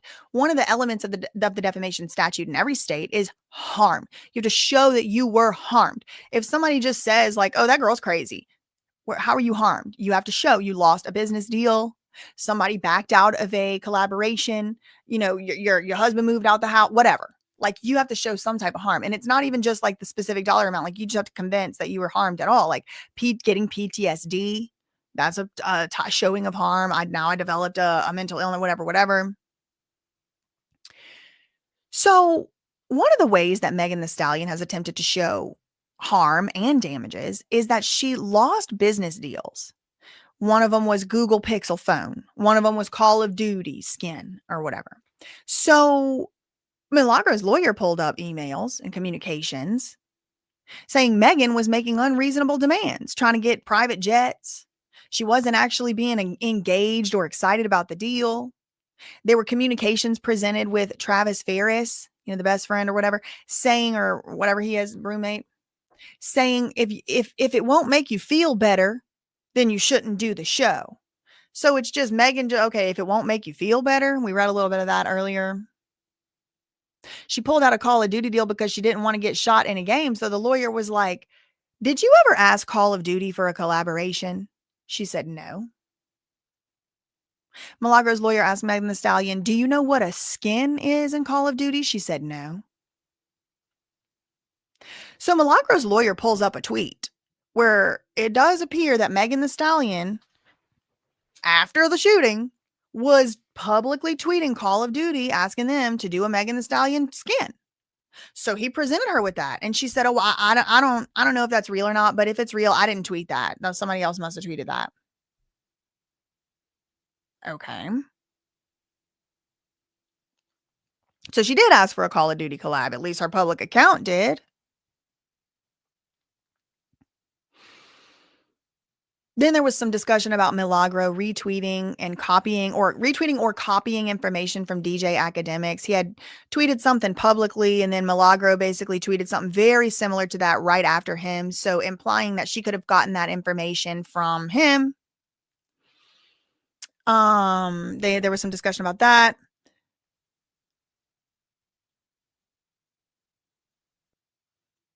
No proof. Armand said it seemed like it was a girl fight. Okay, then there was some stuff about the DNA on the gun. And whether or not saying there was no DNA on the gun is defamation or not is like, it even qualifies for who's harmed. What's the harm of saying there was no DNA on the gun? But again, this is one of those very particular things. It's like nerve damage versus nerve involvement, right? It's like very in the weeds. Tory Lanez's DNA was not conclusively found to be on the gun. It was excluded from the magazine, the where the bullets were. His DNA was nowhere on there. Neither were his fingerprints. But as to the gun, Tory Lanez's DNA was not able to be completely excluded, but it also was not able to be included. It was inconclusive. You couldn't know if his DNA was on the gun, yes or no. So as you can probably imagine, both sides kind of try to use that to their advantage along the way. And, well, it wasn't included. Well, it wasn't this, that, but it's kind of like a difficult concept. I mean, you really have to get down into the deoxyribonucleic acid of it all to even know what in the hell, how that could even be possible. And the reason is because of you remember whenever we were in biology and they had those like 4 different combination of letters up the DNA chain, the A and the C can only go together, and the T and the G or whatever it is can only go together. I think it's A and E, and I don't remember. But there's A, T, C, G, and like all these different possible combinations are what gives us our genetic traits, and our DNA expresses through our DNA. So everybody's DNA in the whole world is made up of like a certain amount of these amino chains, and there's only 4 of them, and they can be combined in different ways. And a certain amount, this and that and the other, is like X chromosomes, Y chromosomes. So they're able to include or exclude women, and then the chromosomes end up getting separated from the right. You understand all this stuff. You have to understand to even understand what's going on here. Okay, and I'm doing a piss poor job explaining it. Okay, this is like drunk history for dummies at Port Allen High School, which shout out to Port Allen High School. They're finally at A school. Shout out to them. Anyway, what I'm saying is this is kind of nitpicky. It's kind of nitpicky. Was the DNA included on the gun, not on the gun, according to how Milagro and academics construed it? No, it wasn't. Because if you can't say it was on there, then it wasn't on there.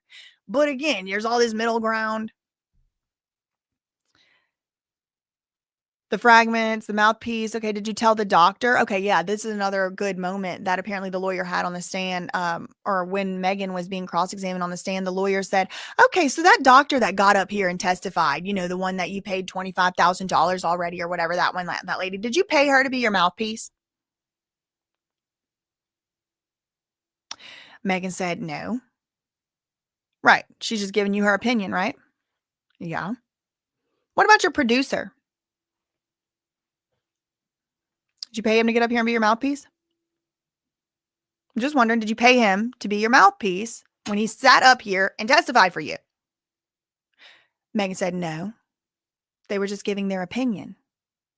Armand said that was another shining moment for the lawyer because it really drives home.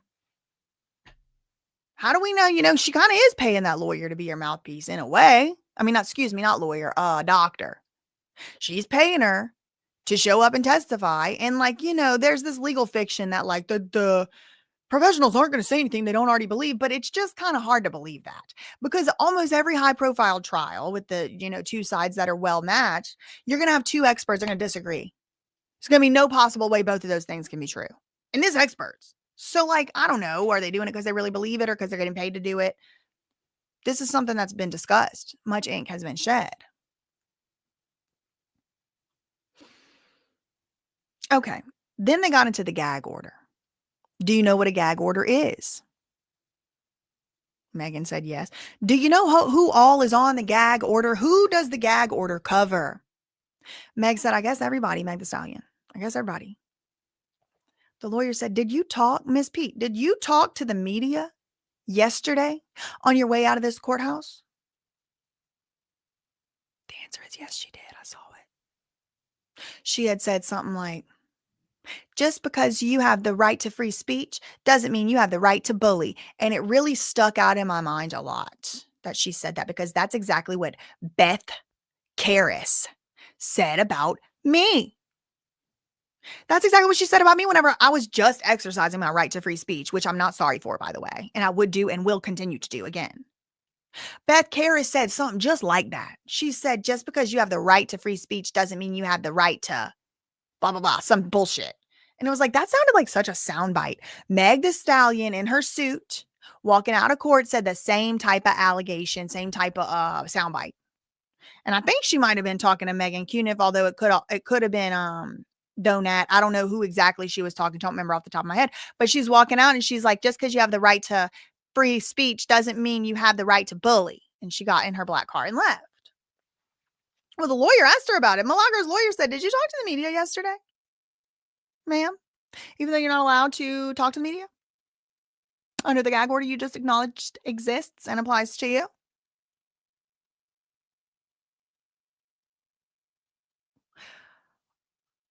Armand said yet again, this is the third time I'm bringing this up, was a little biased again here for the third time.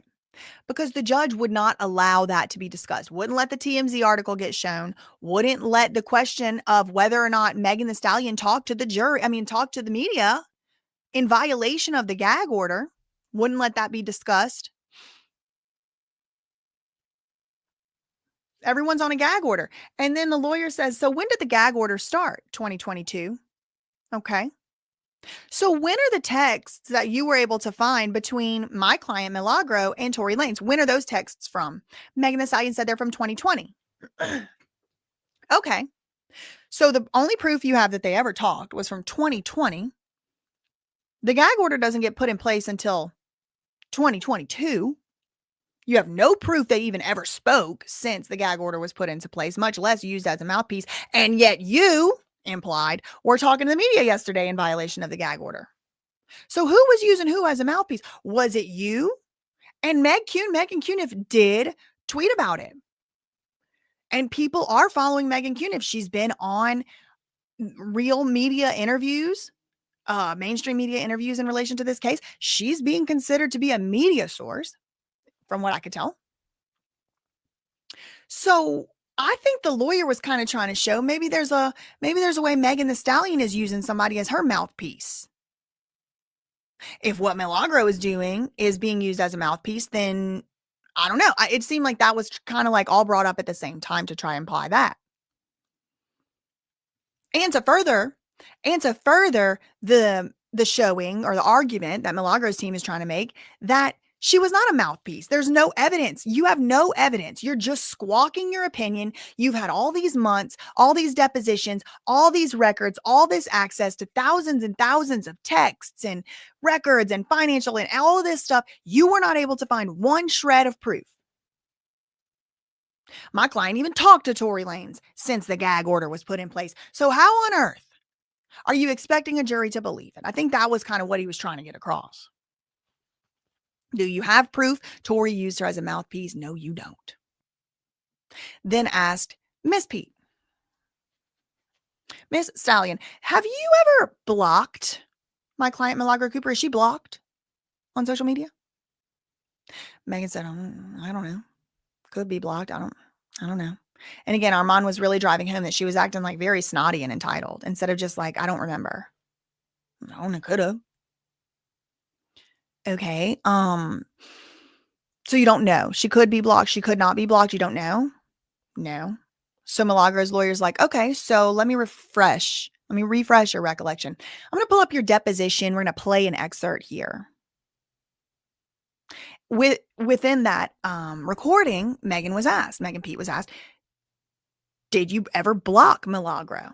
And in the deposition, Megan the Stallion said, no, I did not. Okay, obviously the question was then asked, why didn't you block her? You're saying she harassed you, defamed you, conspired you. You didn't bother to block her?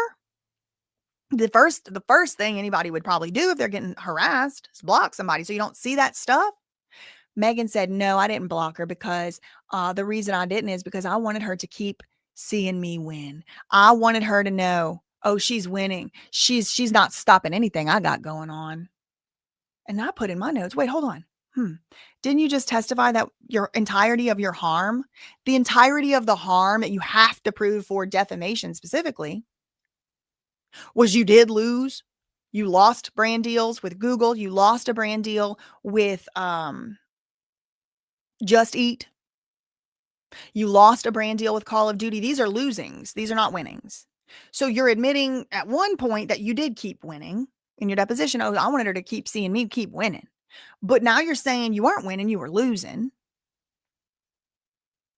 You couldn't do your brand deals, but you wanted her to keep seeing your brand deals. So which one is it? I think that's great for the lawyer to bring that up like that. How is she winning and not losing? And also losing and not winning at the same time? Maybe it makes sense to somebody. It don't make sense to me. It also, according to Armand, just stood more for the proposition that this is just kind of like a girl fight. Like if the jury sees it as that, it'll be harder for them to see it as like a legal crime and more just like y'all need to both get over each other. She also claimed that she was too big to fight Kelsey. Kelsey's little and she's big. And I think that is a lot of the reason why they had an unsolvable beef in the first place. I think Megan the Stallion, despite the fact I personally believe she's beautiful, truly, there's like not a flaw on the woman. I gotta say. That I've seen. So she's beautiful, but I know it. Like I'm 5'3", and sometimes I've felt like, next to little short, little petite people, more short, more petite than me. So I know the like society pressure and the like male gaze pressure and all this pressure to like be petite and be little as a woman. And that is, she grew up in Houston and she said it before. She was bullied for being big. Or large, statuesque. She's not big. Like I would say she's just like a larger than average woman. And she has claimed before that she got bullied for that. And she had to, do a lot of work to become like have self-acceptance. But I think that's some of the reason why there's always a little bit of animosity and stuff, because Kelsey is like not even 5 feet tall. She is like very tiny, tiny, tiny individual. And apparently like a lot of people like her. She's charismatic. So there might have been some jealousy there. And the other way, Kelsey might have also been jealous. Like, why does Meg the Stallion, my best friend from college, get to have all these exclusive, deals? And why does she get to be some? There might have been a two-way jealousy there. Anyway, so she was saying like, I'm too big to fight Kelsey. Now, I do want to point out that on Friday, another person entered the chat as far as commentators on the case, and this was Ariel Mitchell. I think her last name's Kidd. Ariel Mitchell. She was on at least one, maybe a few cases against Diddy with the civil cases. And she did a few interviews. She was the one who was saying that, there was apparently a tape going around that was being maybe shopped around or something like that. And I think she may have gone on interviews with Courtney Burgess, if I recall correctly. So she went on Friday too. I don't know if she was there on Thursday, but she was there on Friday, and I was actually blown away with the way that, especially with how Armand explained what went on in court, the way he explained what went on. It was like Megan got whenever she said, I'm doing the same thing to Kelsey. I'm doing the same thing to I'm doing the same thing to her, meaning Milagro, as what she did to me. And then the lawyer was like, so did you defame my client? Or was that just your opinion? So the way Armand put it, he was like, ooh, he ate with that. Ooh, he ate with that. Like he kept saying it over and over, like he really meant it. And he was in the courtroom. So I take that to be credible. And so somebody had tweeted that too. I think maybe it was him. Somebody tweeted it. I retweeted it. And I was like, this is going to stick out to the jury for sure. Well, Ariel Mitchell Kidd responded to that. She don't follow me, so I don't know how she saw the tweet, but she did respond to my tweet. And she said, no, it isn't.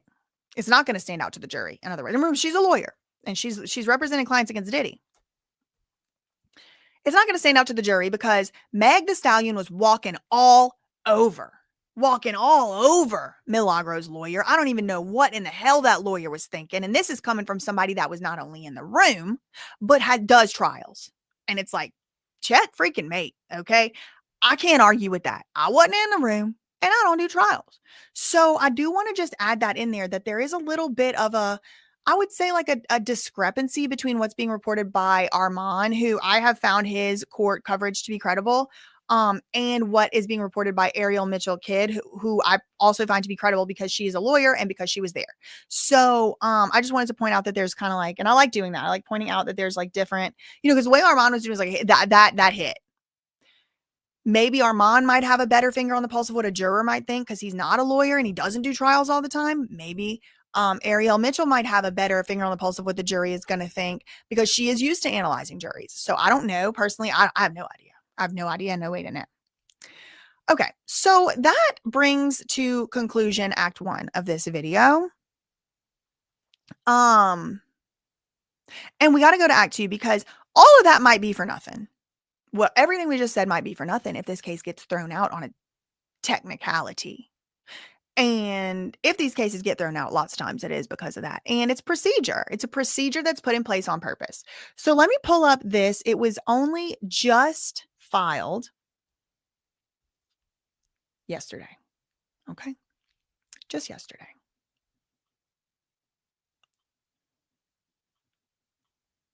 I need to change the screens out. Hold on.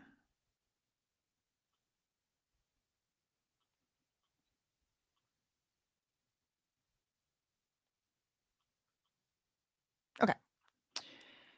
So this was filed by Milagro's lawyer. This is docket number 207. This is filed yesterday in the Southern District. Excuse me. Yeah, Southern District of Florida. Okay.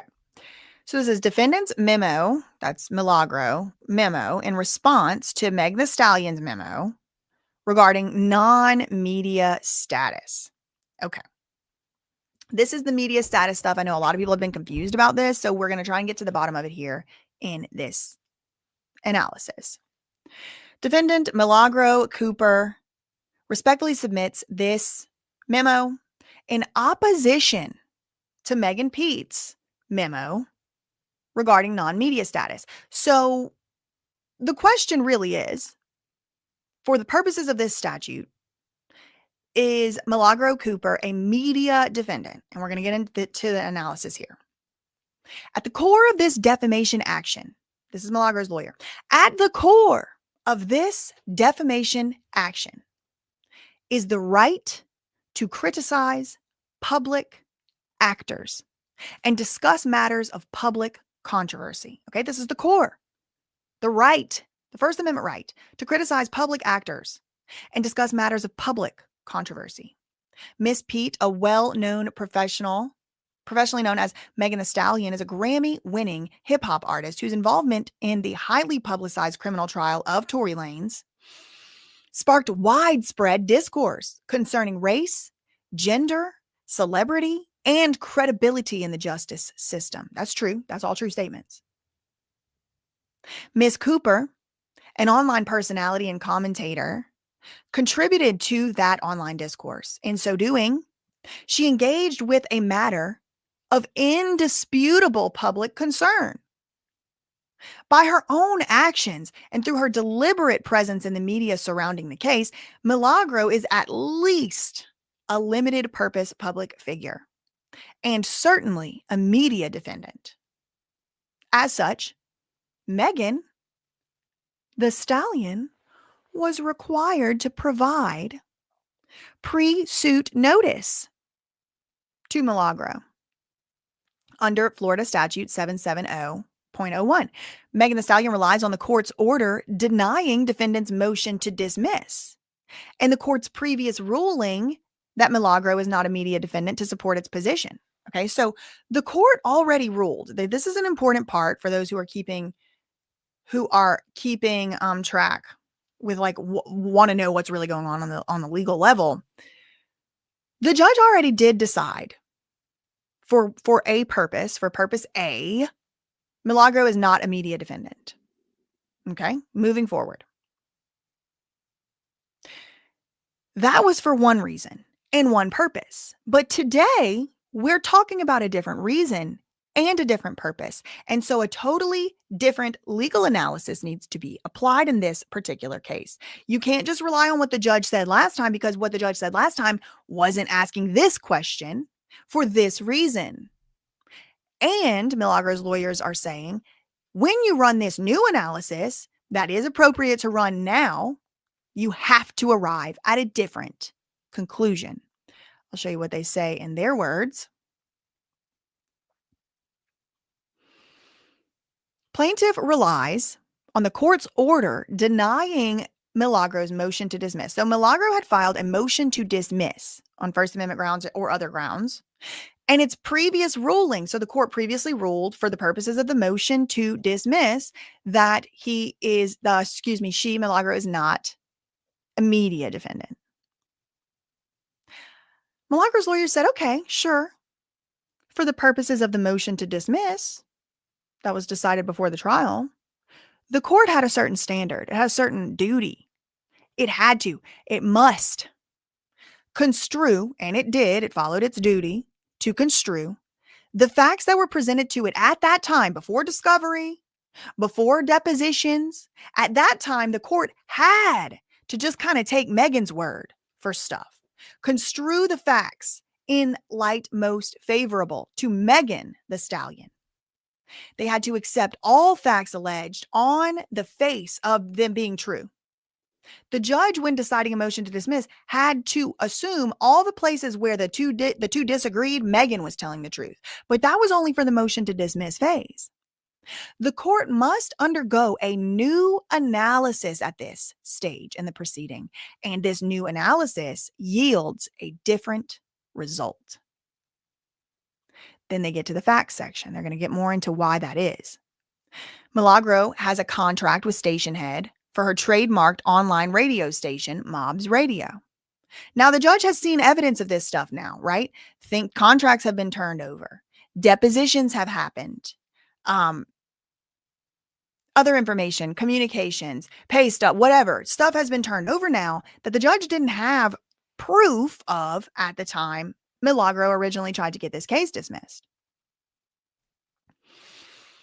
Station Head is a radio platform where contracted radio personalities host their own live radio shows. Milagro's trademarked online host name is Milagro Grams. Okay, so it's trademarked. So that's one. They're using all these different things to show she is media. We got Station Head entering the chat. Milagro's contract with Station Head has required her, and this is grueling, required her to host her show 5 days a week for 5 hours a day. Since 2021, 5 hours a day. I'm hoarse on hour 2. During this time, Milagro interviews guests, including Nicki Minaj, Bia, whoever that is, Judge Joe Brown. Prior to that, she was a guest host on a popular online panel discussion-styled talk show called On Site, hosted by Ra Ali, a star of popular reality show Love and Hip Hop. Milagro also moderated her own gossip column called Messy Mondays, which was featured on On-Site's official Instagram page. At that time, On-Site's Instagram page had over 1 million followers. So they're trying to show Milagro's a media defendant by any, first of all, she's a limited purpose public figure. Why is this important? We're going to get to it in the next couple pages. So just, I know you're probably wondering, why does it matter? Just what we're going to get to it. But for the purposes of right now, they're just saying, this is the true facts, Your Honor, that you now have to take into consideration because there's evidence of all this now. She had she talked to Nicki Minaj. She interviewed Nicki Minaj. She's hired. She's got a contract with Station Head to do her show since 2021. It's 5 years and running. 5 hours a day, 5 days a week. For 5 years, she's been doing this. She interviewed Nicki Minaj, Judge Joe Brown. Prior to that, she was a guest host on a very popular show. She's a mod. She had her own gossip column called Messy Mondays, which was featured on an Instagram page that had more than 1 million followers. Milagro has also been featured on an HBO 2-part series as a commentator. She's also been a guest commentator on Nicki Minaj radio station, Queen Radio. She has operated her own radio station talk show as a career to feed her family since 2021. So that's compelling. She is paid just under a 6-figure salary as an independent contractor for Station Head. She has no other source of income not related to media hosting. These are compelling facts. Okay, so why do we care? That's the next section. What's the legal standard? Under Florida law, media defendants are entitled to the procedural protections of Florida Statute 770.01. That statute, Florida Statute 770.01, requires written notice be sent to the person you finna sue before you sue. You have to send a written notice. This is what happened in my case. I did receive a cease and desist, a demand letter demanding a retraction and demanding a public apology for true statements and statements of opinion. And I mean, I did read that. I mean, I read most of that letter publicly, and I told people, just reiterated what was my opinion, what I think, what I thought. But I wasn't apologizing to nobody or nothing. But in New Jersey as well, you have to send somebody, and I don't know if it's media defendants or not, but you have to send somebody who has said a public statement the opportunity to retract the statement before you drag them all through court, because maybe they'll take it down. You can understand the efficiency requirement here. And that's not just to protect the First Amendment of the person who's speaking. That's also to protect the judges and the juries and everybody from being dragged. Now, if this could all been handled, if you would have asked her in the very first place to retract a statement and you didn't even ask, Florida has a law for that. Florida has a law for that. Megan Thee Stallion is required to provide written notice before a lawsuit to a media defendant. The purpose of the statute is to afford media defendants an opportunity to issue a retraction to avoid litigation. And they cite Jews for Jesus, Inc. 2008 case. The definition, you might be wondering, what's the definition of a media defendant? Now, again, we talked about feelings earlier. We talked about psychic visions from the Lord and the mothership. We talked about impressions, suggestions, and intuitions. But what is the legal definition under Florida law of a media defendant? Let's find out and not use our feelings. Well, it's not limited to traditional print or broadcast outlets. Oh, well, okay, there's that. You don't have to be just traditional. You don't have to be New York Times to be a media defendant for this purpose. Now, again, remember, there was a whole nother question earlier. Is Milagro a media defendant for the purpose of a motion to dismiss? Well, a motion to dismiss is to get rid of the case before it ever goes to trial. Everything has to be construed in the light most favorable to the plaintiff. Maybe the plaintiff was saying she's not a media defendant, and the judge just had to go with it. Now, there's also other things like that could come into play. Like, for example, why didn't she raise this earlier? Maybe she did, maybe she didn't. I kind of joined late. I got here late. Taxpayers too. Yep. Whoever just said that. Okay. So the definition in this case, right? In this case, not limited to traditional print outlets. You don't have to have written anything, which Milagro did. She did have a gossip column called Messy Monday, and apparently it was written. Not limited to traditional print or broadcast outlets. They don't have to be on the news. They don't have to be on cable. Instead, courts evaluate the following. Okay, this is what courts are looking at. This is what constitutes a media defendant. The courts have to look at this. whether the defendant, that's Milagro, functions as part of the media by disseminating commentary, news, or information to the public. I think that's pretty unequivocal. Does she disseminate commentary to the public? I think yes. I think yes.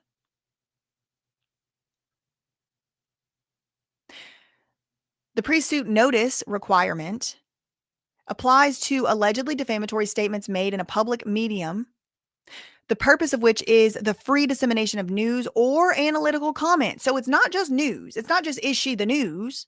They're not saying, are you a news defendant? They're saying, are you a media defendant? These are not the same. Media and news is not the same. Is Black Panther the news? Is Wicked for Good the news? It can be in the news. It can be news about it. But there's media that's not news. We're talking about media defendants. It's a much larger category than just news. And indeed, and in fact, these decisions do say that the pre-suit notice requirement applies to allegedly defamatory statements made in such a public medium, the purpose of which is the free dissemination of news or analytical content, comment on matters of public concern. It's indisputable that the Tory Lanez trial was a matter of public concern because it dealt with health, mental health, domestic violence, Me Too, SUL things. This is a matter of public concern. Florida courts have specifically recognized that blogs, YouTube channels, podcasts, and other online commentary platforms may qualify as, quote, other media under the law. And they would qualify as other media when, not if, but when, meaning sometimes a specific blog, channel, podcast, or other online commentary platform can sometimes be a media defendant, and in other ways not, even the same one. When it is used to engage in public discourse, that is a other media, so it counts. If the blog, YouTube channel, or podcast is being used at that moment for at that time to engage in public discourse, then it is a media defendant. And Milagro's lawyer is saying this is indisputable, and I agree. I don't think there's any fair way to say she's not a media defendant. She should have been given the opportunity to retract the statements. That's the law. Period. That's the law. It appears clear that many blogs and bloggers will fall within the broad reach of media, and if accused of defamatory statements, will qualify as a media defendant. This is a precedential case. Another precedential case, quote, some Florida courts have recognized a narrow exception for so-called blogs. This is a case from 2023, which are a modern functional equivalent of traditional news media. And also, the traditional news media is using blogs now too. Like Harvey Levin has a podcast, two podcasts, or a live show, and also the Two Angry Men podcast. The News Nation guy, Brian Enton, he has a blog or a YouTube channel. So it is kind of starting to overlap. What's a vlog versus a blog? She discusses things that are in the news and she's providing commentary.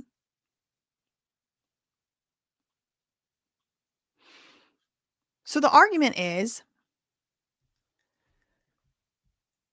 Milagro's media activities satisfy the, quote, functional standard. Megan Thee Stallion contends that Milagro does not qualify as media or a media defendant under the Florida statute, relying on selective informal statements made during her live streams on which Milagro downplays her own role. So there's some live streams of Milagro saying, I'm not a journalist, this ain't the news, whatever. And so Megan Thee Stallion is using those statements, say, look, she even acknowledges she's not the news. Milagro's lawyer is like, that's cute. But the argument is misplaced. Florida courts don't give a flying rat's beep about whether or not she thinks she's media at the time she makes the statement. It's nothing to do with her thoughts. It's an objective question the judge got to ask. It's not based on any subjective label or disclaimer or even her tone. It is based on the speaker's function. It's not whether she's cussing. whether she's being a certain type of way or not, whether she's making a joke. It's about the function of the speech. What's the function of the speech? Is it, quote, disseminating information or commentary to the public? If that is true, if the answer is yes, she's a media defendant. And that's from a 1998 case. I mean, this is a long-standing precedent, much longer standing precedent than the distribution of the deep fake and all of that. Now, importantly, this only counts as to the claim for defamation. This only counts as to the claim for defamation. So it's not like the whole case gets dismissed, but the whole defamation claim might, because they didn't give her the opportunity to retract her statements. However, this is going to end up being one of the more important provisions because, well, you'll see. I don't even want to say it right now. We're going to get to it in the next couple pages. But this right here ends up being even more important, the speaker's function and the fact that it applies pertaining to defamation. And the defamation claim might get thrown out. Who knows? It appears as though the argument that Milagro is making, this seems right. It's like, yeah, maybe Milagro did say, I'm not media. I'm not a journalist. Maybe she did say that. But for the purposes of whether or not she's a media defendant, that is completely irrelevant. No matter what she said, or even if she thought it or believed it, or she really thought she wasn't the media. She's arguing now she's the media because under the law of Florida, it doesn't matter what she thought about whether she was media or not, or what she said about whether she was media or not in relation to this one very specific thing, which is that she should have been given notice or a cease and desist, an opportunity to retract. That's the only point it matters for right now. So whether or not she thinks she's media and all that could relate to other actions in the other aspects of the defamation could go into being a variable there, but not for the purpose of this, which is she should have been able or had an opportunity to retract under Florida law, the allegedly defamatory statements. The courts have not limited the protections to traditional news media. Rather, the courts have emphasized the function of the speaker or publisher. The function, and is the function to provide commentary on a public concern? Yes, she's a media defendant, in my opinion. More importantly, courts have explicitly recognized that digital content creators, including bloggers and YouTubers, may qualify as media defendants when their platforms are used to comment on public issues. Okay, so this has already been decided as to bloggers. There's this Comans case. I don't know what year it's from. The court held that a blogger who posted on blog and a blog on YouTube channel about a controversial incident was entitled to the protections of Section 770. The court rejected the notion that only traditional media would qualify. So bloggers have already had this apply to them. YouTubers have already been considered media defendants in the past. Here, Milagro plainly satisfies the standard. She operates a trademarked online radio program through Stationhead. It's called Mobs Radio, a digital radio broadcasting platform. Pursuant to her commercial contract, she broadcasts live 5 hours a day, 5 days a week, and earns nearly 6 figures annually for her work. Her programming covers news, legal controversies, and interviews with public figures such as Nicki Minaj, Judge Joe Brown, and Bia. Is it Sia? She has appeared as a commentator on an HBO documentary series and was a guest on Queen Radio, a widely known public platform for commentary. Milagro previously hosted Messy Mondays segment on the on-site talk show, which aired on an Instagram platform with over 1 million followers. Her YouTube channel hosts live streams discussing high-profile trials, celebrity disputes, and public legal issues. And she attracts a substantial viewership and engagement. Collectively, these platforms are modern media channels. I agree. In my opinion, I agree. And Miss Cooper uses them, that's Milagro, uses them to editorialize on matters of public concern without private commission. Oh, nope. Nobody privately pays her for her opinion. It's her real commentary on her real opinion. I'm getting a tingle that one of these, I'll say one of the journalists on this thing is getting geared up to come after. Because it's like, she's not like some people who get private commissions and they have partisan sponsors telling them what to say. No. She's editorializing her own opinions on matters of public concern. This is precisely the conduct that Florida courts have found sufficient to invoke media defendant protections.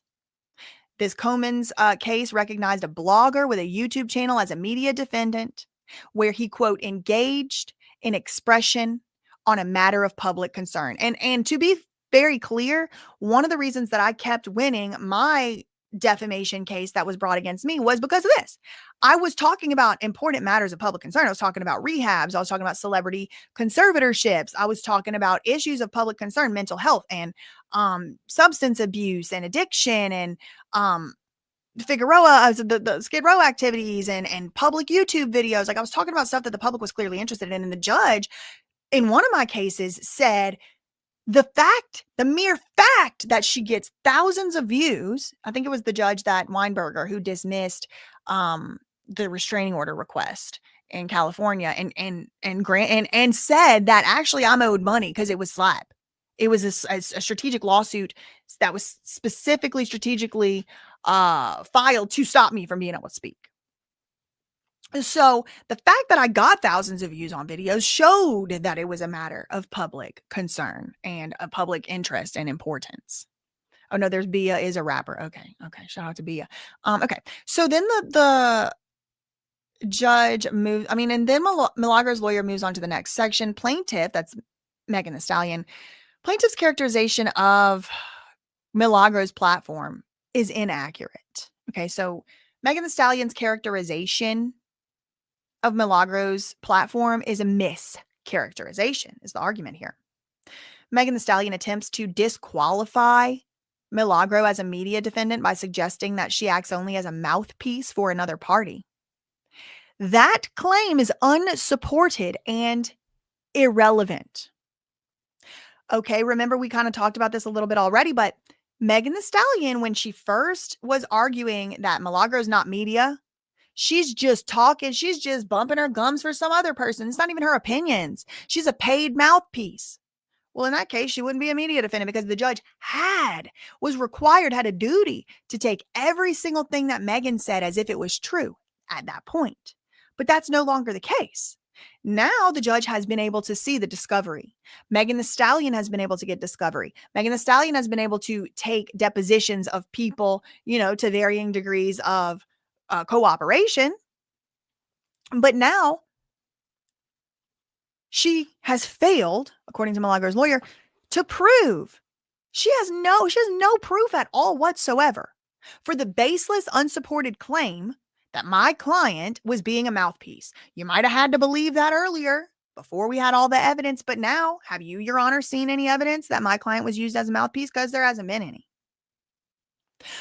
When arguing about whether Milagro is a media defendant, Megan Thee Stallion focuses solely on Milagro's commentary as it relates to plaintiff. The analysis should not turn on how Milagro commented about Miss Pete, but rather for the purpose of her commentary as a whole, right? The function of the commentary. They're looking at the wrong thing, Your Honor. What they need to be looking at is the function, the purpose of what Milagro's statements were for. Previously, Megan Thee Stallion tried to say the purpose was to harm her by getting to her, Tory Lanez could get to her through Milagro. Well, there's been no proof presented of that. She's had all this opportunity to find proof and she hasn't. So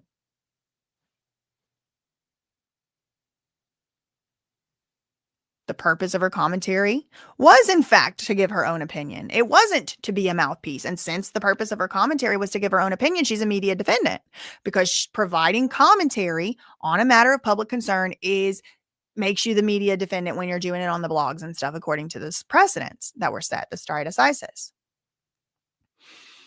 Milagro's lawyer said the relevant inquiry, the relevant question, the one they should be asking and analyzing, Your Honor, is not whether Milagro's views are neutral or even sympathetic to Meg Thee Stallion. Who gives a crap?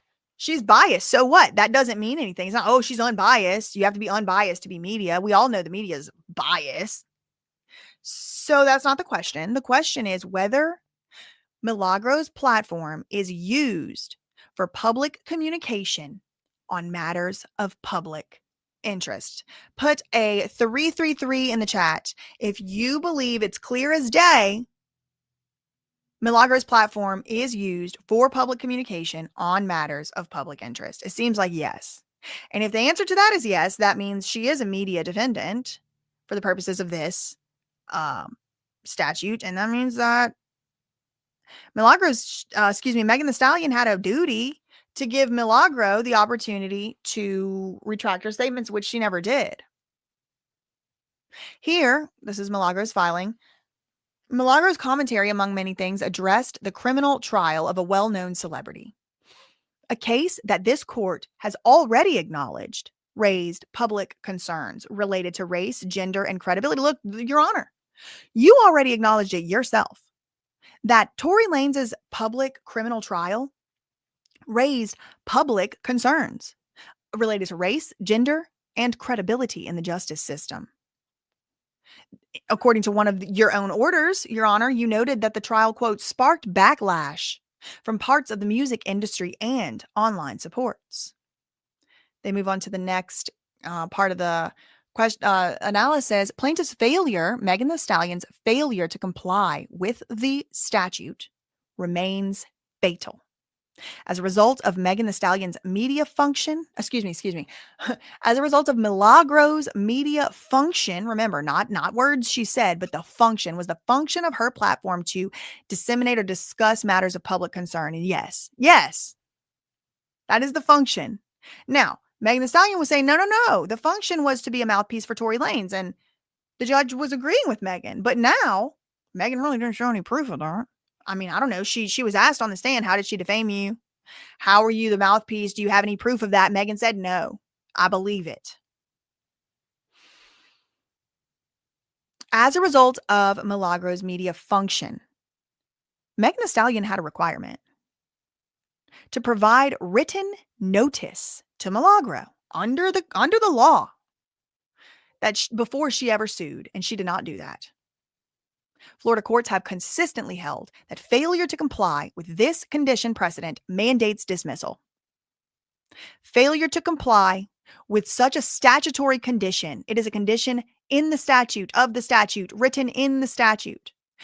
And it's been found as early as 2014. I mean, this is 11 years ago, almost 12. Quote, failure to comply with such statutory condition, such as the notice provision of Section 770, the one we've been talking about for 7 pages, if the plaintiff fails to comply with it, quote, requires dismissal of the complaint for failure to state a cause of action because you didn't follow the law, the statute that said you have to send written notice. All she had to do was send a letter. Hey, stop defaming. Hey, retract your statement. She did not do that. Further, where dismissal is not at issue. Okay, so let's say we can't get the case dismissed. There's a whole nother sideshow issue right here. Failure to comply with 770 bars punitive damages. So that's one of the types of damages, not compensatory, which that includes the $500,000 or $250,000 therapy that she went to. Notice and retraction provisions grant valuable rights to avoid punitive damages. Okay, so Milagro has a right under Florida law and under the United States Constitution to avoid punitive damages by getting notice. She has a right to avoid them by getting notice. You're saying I did all this. You didn't even ask me not to do it. Like before you sued her, did you ask her to stop? Where's the proof of that? Milagro's lawyer is saying, no, she didn't. She never asked me to stop. In this written notice is required, not just asking. Written notice to you is required. Conclusion. Megan Thee Stallion's attempt to reclassify Milagro as a non-media defendant disregards the law and the applicable legal standards.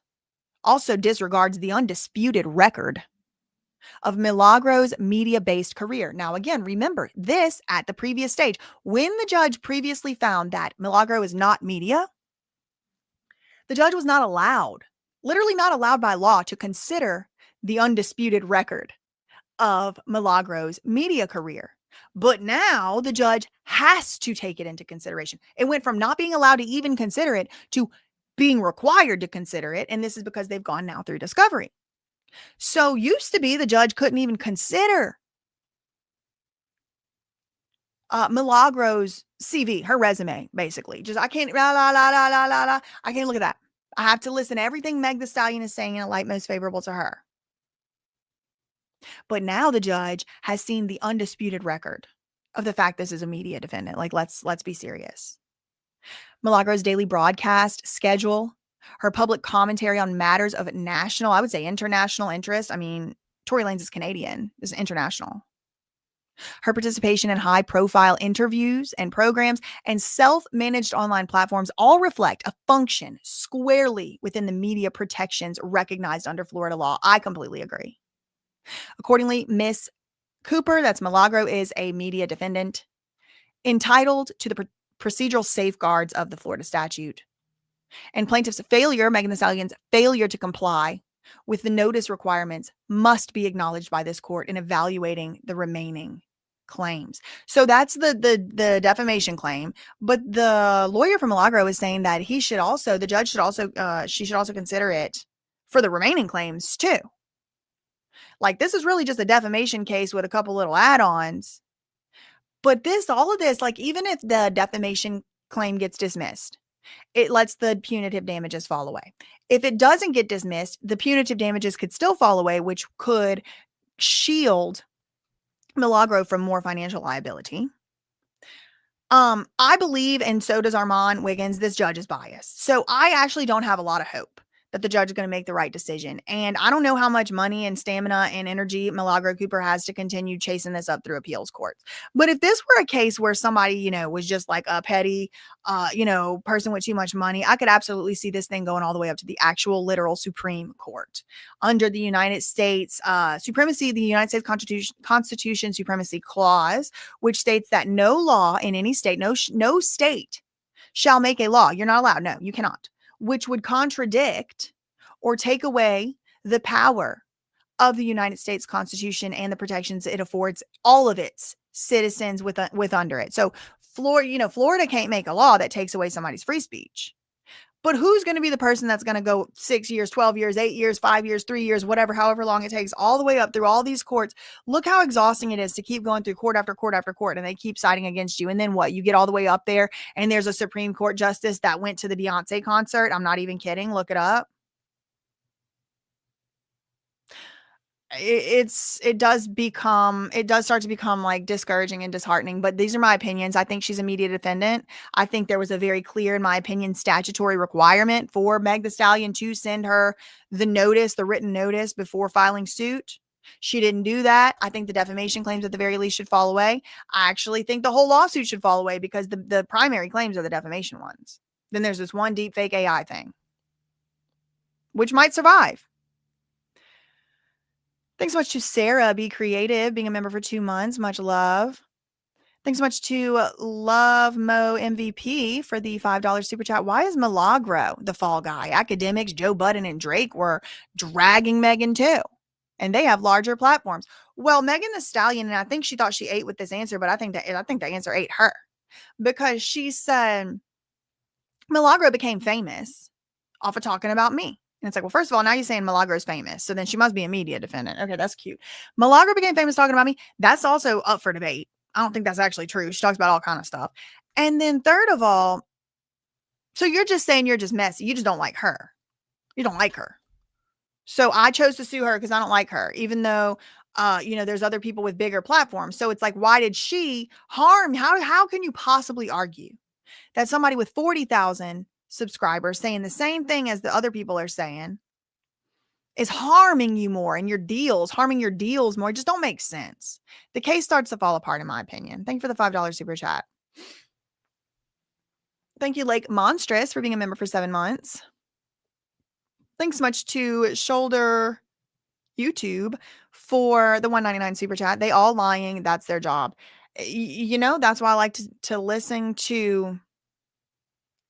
That's why I'm saying to listen to every source, and I like to listen to every source. I like to have different things, to consider. And at the end of the day, I don't know anything. I don't know these people, and I haven't been in the courtroom. So that's all I really have in the tank for today. I also was live earlier on the David stuff for like over an hour.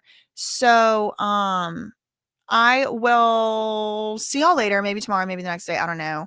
In the meantime, facts ain't defamation. Neither are opinions. Everybody's innocent and non-liable until proven guilty or liable. Love you, Mina K. Bye.